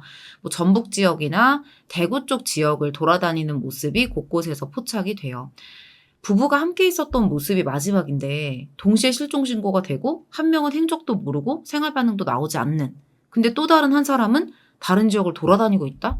이렇다면 행적이 확인이 안 되는 사람의 실종에 이 다른 한 사람이 관여돼 있을 가능성이 되게 높은 거잖아요. 그리고 이 부부의 가족들이 말하길 당시에 이 두 사람이 이혼과 재산 문제, 그러니까 재산 분할 문제로 갈등이 되게 심했었다라고 했었거든요. 경찰은 이제 어쩌면 남편 황 씨가 아내를 어딘가에 감금해서 숨겨뒀을 가능성도 있다라고 생각을 했습니다. 그렇게 박 씨 실종의 유력 용의자로 황 씨를 지목했고요. 이 사람을 납치 의심 용의자로 공개 수배해요. 그리고 황 씨가 박 씨를 죽였을 수도 있잖아요. 그래서 그 가능성까지 염두에 두고 그들이 살고 있던 진도와 영산강 주변을 수색했는데 수색만으로는 뭔가 특별한 걸 발견하지는 못했어요. 이렇게 수색을 진행하면서 경찰은 동시에 계속 황 씨의 행적도 뒤쫓고 있었습니다. 결국에는 11월 23일 오후 3시 50분에 경남 진주에 있던 한 시장에서 황 씨를 검거하게 돼요. 황 씨는 자신이 아내를 폭행하고 목 졸라 살해했고 유기했다라고 순순히 인정을 했어요. 그러니까 범행 일체를 다 자백을 한 거죠. 전남 해남군 산이면 도로에 시신을 유기했다라고 밝히기도 했습니다. 그리고 다음 날 진짜 그 해남군 산이면 도로변 밭에 있는 동백나무 밑에서 박 씨의 시신을 발견해요. 그렇게 황 씨의 11일간의 도주가 이제 끝난 거예요. 대체 이 사건이 벌어지기까지 두 사람 사이에 무슨 일이 있었던 건지 좀 궁금해지죠? 일단은 이 두 사람이 부부잖아요. 근데 처음에 이 부부의 연을 맺기 전에 연인이 되어가는 과정도 물론 이런 사례가 없는 건 아니에요. 근데 흔치 않았고요. 이해하기 힘들었습니다. 제가 봤을 때는요. 황 씨가 1972년에 어떤 하나의 사건으로 인해서 그러니까 범죄를 저지르고 무기징역을 선고받고 광주교도소에 수감이 돼요. 어떤 사건인지 제가 뒤에서 이제 말씀을 드릴게요. 그러다가 이제 복역 중에 같은 방을 쓰고 있었던 재소자 남성 박 씨와 친해졌고요. 이 사람이 누나와 편지를 계속해서 주고받는 걸 옆에서 보게 된 거예요. 어떤 이야기가 오고 갔는지 모르겠어요. 그 박 씨라는 사람이랑 이 황 씨 사이에 무슨 얘기를 오고 갔는지 이거는 모르겠지만 동생 박 씨의 주선으로 이 황 씨와 그의 누나인 박 씨, 그러니까 지금은 실종된 아내죠. 이 사람이랑 친해져서 편지를 주고받다가 연인 관계로 발전이 된 거예요. 이후로 무려 10년간 감옥에서 편지를 주고받으면서 교제를 합니다. 그리고 1989년 편지를 주고받은 지 10년 만에 황 씨가 가석방되면서 두 사람이 만나게 돼요. 같은 감방에 있었던 박 씨가 대체 무슨 생각으로 무기징역을 선고받고 들어온 사람을 자기 누나에게 소개를 시켜준 건지 저는 여기서부터 막 머리가 어지러워지기 시작하더라고요. 두 사람이 사귀는 것에 대해서 박 씨 가족들의 반대가 상당히 심했어요. 그럼에도 결혼을 할 수 있었던 건 황 씨가 박 씨의 집은 물론이고 마을에서도 굳은 일을 다 도맡아 하면서 가족의 마음을 얻으려고 계속해서 지속적으로 노력을 했었기 때문입니다. 마음에도 안 들었고 사실 반대도 했지만 일단 박 씨가 황 씨를 너무 좋아하기도 했고 둘 사이도 좋았기 때문에 결국에는 결혼을 허락하게 돼요. 그렇게 1989년 11월 두 사람이 끝내 결혼을 하게 됩니다. 이후에는 그냥 평범하게 조용히 잘 살았어요. 근데 사건이 발생하기 10년 전부터 남편 이제 황 씨에게 문제가 생기기 시작한 거예요. 심한 우울증, 뭐 불면증, 대인기피증 이런 좀 정신과적인 좀 문제가 있었는데 이게 날이 갈수록 좀 심해졌던 거죠. 그러면서 본인만 그러면 모르겠는데 아내를 밖에 나가지도 못하게 통제하고 집에 놀러 오는 사람 못 오게 하고, 그러니까 가까이 지냈던 이 처가 식구들이 있었잖아요. 이 사람들도 집에 오는 걸 다 막았었대요, 황 씨가. 근데 여기까지만 했으면 되는데 본인의 어떤 정신적인 문제로 생긴 스트레스를 아내에게 풀기 시작한 거예요. 때리거나 하진 않았지만 언어 폭력이 굉장히 심했었다고 합니다. 그것도 지속적으로. 근데 안 때렸다고 하는 것도 지금 이런 내용도 결국에는 범인의 진술이나 뭐 이런 거에 바탕으로 만들어진 내용들인데, 안 때렸을까요, 과연? 언어 폭력이 일단 심했다고는 하고요. 지속적으로. 그렇게 부부싸움이 계속 일어나면서 싸움의 강도가 점점 더 심해져요. 이웃들도 다 알 정도로 심하게 싸웠었다고 합니다. 이런 생활이 이어지면서 박 씨가 결국에는 친정 식구들에게 남편하고 더 이상 못 살겠다라는 이야기를 하기 시작해요. 이제 이혼을 결심합니다. 근데 이 기간이 되게 오래됐어요. 별거를 시작한 게 2014년 10월부터였거든요. 이때부터는 이제 황 씨가 여수에 집을 얻어서 나가요. 그러면서 이제 본격적으로 별거를 시작합니다. 그러면 이 별거를 시작한 시점, 그리고 아내를 살해한 시점, 그 사이에 무슨 일이 있었을 거잖아요. 이때 무슨 일이 있었을까요? 사실 박 씨가 지체장애 1급 장애인이었어요. 40년 전에 이제 교통사고를 당하면서 다리를 심하게 다쳤었거든요. 그래서 정부 지원을 받고 있었고, 결혼을 하고 나서는 부부 모두 이제 기초생활수급자로 매달 정부로부터 100만 원의 수급비를 받아왔었다고 해요. 결혼 후에는 이 돈을 남편인 황 씨가 다 관리를 해왔었습니다. 당시에 이 돈으로 모은 게 7천만 원이었는데 이거를 아내한테는 3천이라고 속여요. 그러면서 나중에 이제 이혼 얘기가 나왔을 때는 너네 가족들한테는 3천만 원 있다고 말하지 말아라. 이렇게 신신당부를 합니다. 근데 박 씨가 이혼을 결심하면서 이 사실을 가족들한테 말을 한 거예요. 그리고 그 말했다는 사실을 황 씨가 또 알게 된 거죠. 결국에 이 문제로 두 사람이 별거 중인 상황에서 심하게 다투게 돼요. 사실 황 씨는 아내하고 이혼하고 싶지가 않았어요. 박 씨는 이미 확실하게 마음을 굳힌 상태였고요. 그러다 보니까 어쩔 수 없이 그 3천만 원을 분할하는 문제에 대한 이야기를 나눌 수밖에 없었고, 만나고 싶지는 않았지만 만날 수밖에 없었던 거예요. 근데 이게 문제였습니다.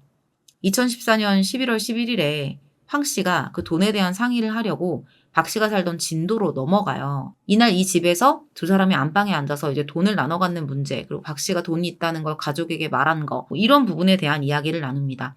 붙잡기도 했었다고 했어요. 사실 근데 말이 이야기를 나눈 거지 뭐 거의 싸움이었어요. 이야기를 들어보면 황 씨의 처음 범행 동기가 어떤 배신감이었던 것 같은데, 이것도 이제 황 씨 주장이 많이 섞인 내용이기 때문에 내 범행을 합리화하기 위한 내용들이 다소 섞여 있을 겁니다. 배신감 하나로 사람을 죽이는 건 조금 말이 안 되잖아요. 너 왜 니네 가족들한테 나 3천만 원 있는 거 내가 말하지 말랬는데 왜 말했냐. 이렇게 따지니까 박 씨가 이랬대요. 어차피 너나 나나 이제 남이 됐는데 형제간에 감출 게 뭐가 있느냐. 이렇게 대답을 했다는 거예요.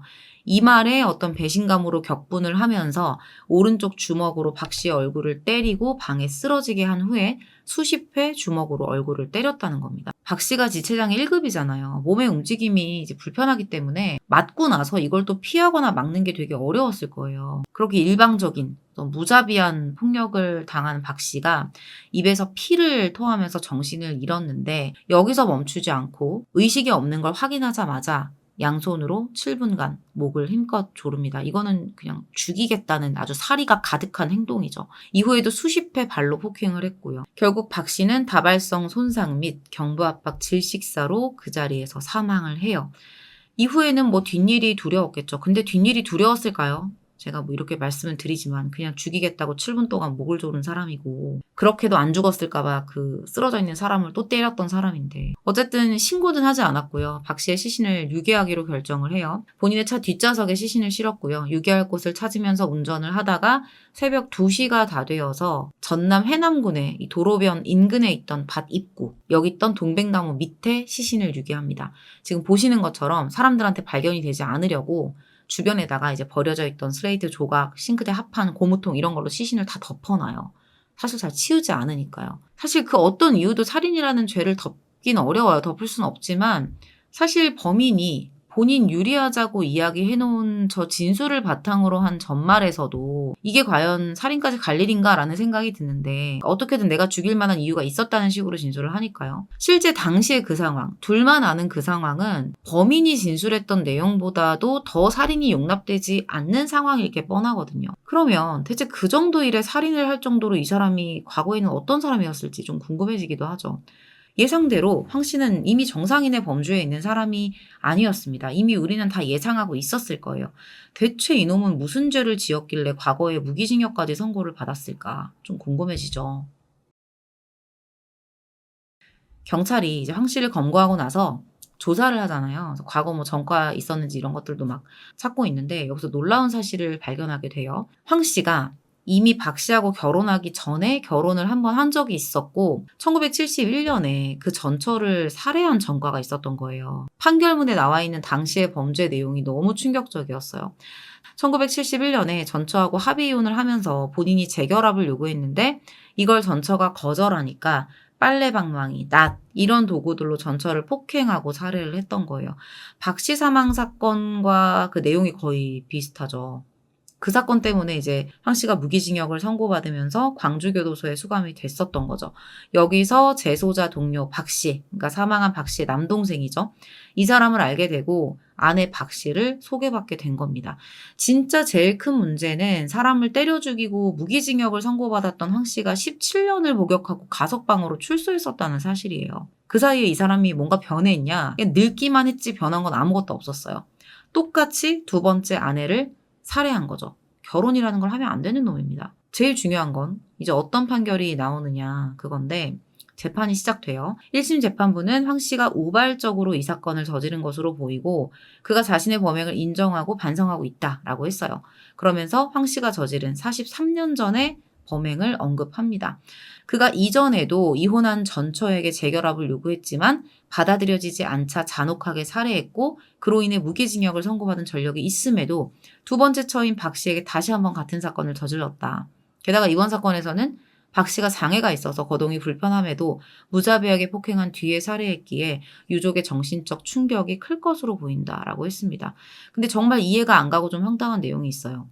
당시에 정말 저는 여기서 이게 뭐지? 그러니까 처음에 누나를 소개시켜 준 것도 저는 이해가 안 갔지만 자기도 범죄자라 그랬을까요? 모르겠어요. 당시에 박 씨 가족들이 황 씨가 그러니까 죄를 저질러 놓고 우리에 대해서 어떤 사과나 피해 회복을 위한 노력을 하지 않았다면서 엄벌을 내려달라고 했었거든요. 근데 황 씨가 엄벌을 받지 않길 바라는 사람이 딱 한 명 있었어요. 이 사람이 그 남동생 박 씨였습니다. 처음에 소개시켜줬던. 이 동생 한 명만 엄벌을 받지 않길 바란다라고 했다는 거예요. 누나를 죽인 황 씨를 용서하겠다는 거죠. 이 진술이 황 씨의 형량을 결정할 때 유리한 면으로 작용을 하게 돼요. 박 씨의 가족들이 이제 황 씨가 엄벌을 받기를 탄원했다고 했을 때도 동생은 여기서 빠집니다. 이 사람 뭐죠? 되게 궁금해져. 이게 제일 미스터리. 이 사건에서 가장 미스터리예요. 감옥 안에서 뭔가 황 씨에게 정신적으로 지배를 당했던 건지 어떻게 살인자를 가족에게 소개를 시키고 결국 자기 누나를 때려 죽여서 묻은 놈을 또 용서를 해주냐고요. 2015년 1월 29일 1심 재판부는 황 씨의 여러 가지 사정과 환경 그리고 나이 등을 고려해서 여기서도 나이를 고려하죠. 징역 30년을 선고했고요. 그렇게 재판이 마무리가 됩니다. 양측 모두 항소해요. 모두 형량에 대한 이제 받아들일 수 없다라는 주장이었어요. 확실히 점점 이 형량이 말도 안 되게 변하고 있다는 생각이 드는 게 과거에 전처를 살해했을 때하고 범행 내용이 거의 비슷하고 심지어 재범이고 이번 사건에서는 박 씨를 나무 밑에 유기까지 했는데 첫 번째 범죄는 무기징역이 나오고 두 번째 범죄는 징역 30년이 나온다? 납득이 안 되죠. 항소심 재판부는 황 씨가 자신의 잘못을 뉘우치고 있고 우울증 등의 정신과적인 문제로 신경이 예민한 상태에서 우발적으로 사건을 저지른 것으로 보이는 점 그리고 동생 박 씨가 황 씨를 용서하겠다고 하는 점이 황 씨에게 유리하게 작용한다고 했습니다. 하지만 황 씨가 전처에게 저지른 범행과 같은 범행을 또다시 저지른 점은 비난받아야 하고 피해 회복을 위해서 유족에게 아무런 조치를 취하지 않은 점 그리고 동생 박 씨를 제외한 나머지 유족들이 황 씨에 대한 엄한 처벌을 탄원하고 있는 점은 황 씨에게 불리하게 작용한다고 밝힙니다. 그렇게 2015년 항소가 기각됐고요. 따로 상고하지 않으면서 징역 30년형이 확정돼요. 아무리 사건 당시 나이가 70이 넘었다고 해도 형량은 좀 똑바로 줘야 되는 거 아닐까? 싶네요. 가장 이해하기 힘든 건 이 남동생이라는 사람의 행동이에요. 황 씨가 어떤 죄로 교도소에 들어온 건지 알면서도 누나를 소개시키고 이후에 매형이 된 황 씨가 10년간 누나에게 폭언을 하고 결국에는 죽이고 유기까지 했는데도 재판에 나와서 황 씨를 용서한다? 밝혀진 건 아무것도 없어요. 판결문에도 없고. 그냥 제 생각인데요. 한번 들어봐 주세요. 이거는 뭔가 심리적으로 지배당하지 않는 이상은 가능한 일이 아니라는 생각이 들어요. 황 씨의 과거 행동들을 조금 살펴보면 박 씨하고 결혼하기 전에 자신을 반대하는 이 처가 식구들의 마음을 얻겠다라는 그 마음 하나로 그 마을의 일, 처가 식구가 살던 그 마을의 굳은 일, 처가 식구들 집에 있는 온갖 일들을 다 도맡아서 했었죠. 내가 뭔가를 얻겠다라는 마음을 가지면 어떻게든 그게 내 마음대로 되게끔 얻어내는 사람이에요. 설사 자기가 전과자라고 해도 상대가 싫어하든 말든 재결합도 본인 마음대로 안 되면 사람을 죽이기까지 했었잖아요. 이번 사건에서 피해자를 죽인 것도 결국에는 본인 마음대로 되지 않아서 벌어진 일이기도 했었고요. 어쩌면 교도소에 있을 때 같은 재소자였던 박 씨의 누나와 연결이 되기 위해서 편지 주고받는 걸 옆에서 봤을 거고 연결되기 위해서 온갖 술수를 쓰지 않았을까. 내가 감옥에 들어온 거는 사실 진짜 억울한 거야. 당시 상황이 그럴 수밖에 없었어. 언젠가는 나도 내 억울함을 알릴 거야. 세상에 알릴 거야. 이런 식으로 본인이 살인죄를 저지르고 들어오긴 했지만 그렇게 나쁜 사람은 아니라는 점을 동기 재소자 박 씨에게 지속적으로 어필하고 물심양면으로 박 씨를 돕는, 그러니까 좋은 형으로서 다가갔을 것 같아요. 그러다가 박 씨가 누나하고 편지를 주고받는 걸 알게 됐고 어떻게든 연결되기 위해서 갖은 노력을 다했겠죠. 사실 이 남동생 박 씨는 친누나하고 편지를 계속 주고받을 정도였다면 누나와의 관계가 나쁘지는 않았을 것 같거든요. 물론 재소자 박 씨에게 얼마나 정성을 들였는지 그것과는 별개로 동생 박 씨의 행동은 좀 이해받기가 힘듭니다. 오늘 사건에서 황 씨가 저지른 이 2번의 범죄를 보면서 범죄자 교화에 대한 생각을 또 하지 않을 수가 없어요. 그래서 관련 조사 내용을 조금 찾아봤어요. 결과를 좀 찾아봤는데 2021년 조사 결과 강력범죄자 재범률이 46.2%라고 합니다. 강력범죄자 10명 중에 4명이 재범을 한다는 거고요. 문제는, 더 큰 문제는 이 수치가 점점 오르고 있다는 거죠. 교도소라는 곳이 벌을 주는 기능도 있지만 교화시키기 위한 기능도 있는 데잖아요. 그걸 목적으로 운영을 하고 있고요. 근데 이런 결과를 보면 교화가 가능하긴 할까? 교화는 안 된다라는 생각이 들어요. 이미 성인이 되어서 그런 어떤 성인이 되면 내가 이성적으로 무언가를 판단할 수 있는 나이가 되는 거잖아요. 근데 그런 나이가 된 상태에서 비인간적인 짓을 저지른 그들이 이미 모든 세포 속에 범죄가 가득한데 과연 몇 년 가둬둔다고 새 사람이 될 것인가? 저는 좀 불가능하다고 보는 편입니다. 그래서 이 범죄에 합당한 제대로 된 처벌이 내려지는 것만이 범죄를 최대한 예방하고 출소한 범죄자들에 의한 재범을 조금이라도 낮출 수 있는 유일한 방법일 것 같은데 안타깝게도 현실은 그렇지가 않죠. 매번 이런 사건을 다룰 때마다 달리는 판결에 대한 불만들, 수많은 여러분들의 댓글은 다 그게 잘못됐다라고 말을 하고 있거든요. 근데 과연 그 목소리가 정말 잘못된 내용이라서 바뀌는 게 없는 건지 저는 그렇게 생각하진 않거든요. 여러분들의 말이 좀 맞다고 생각을 해요. 분명 이대로는 안 됩니다. 오늘 사건 보시면서 사건에 대한 내용도 그렇지만 살해된 피해자의 남동생의 이해할 수 없는 행동 그리고 범죄자 교화에 대한 여러분들의 생각은 또 어떠셨는지 다양한 의견 많이 남겨주시면 감사하겠습니다. 준비한 내용은 여기서 마무리하도록 하겠습니다.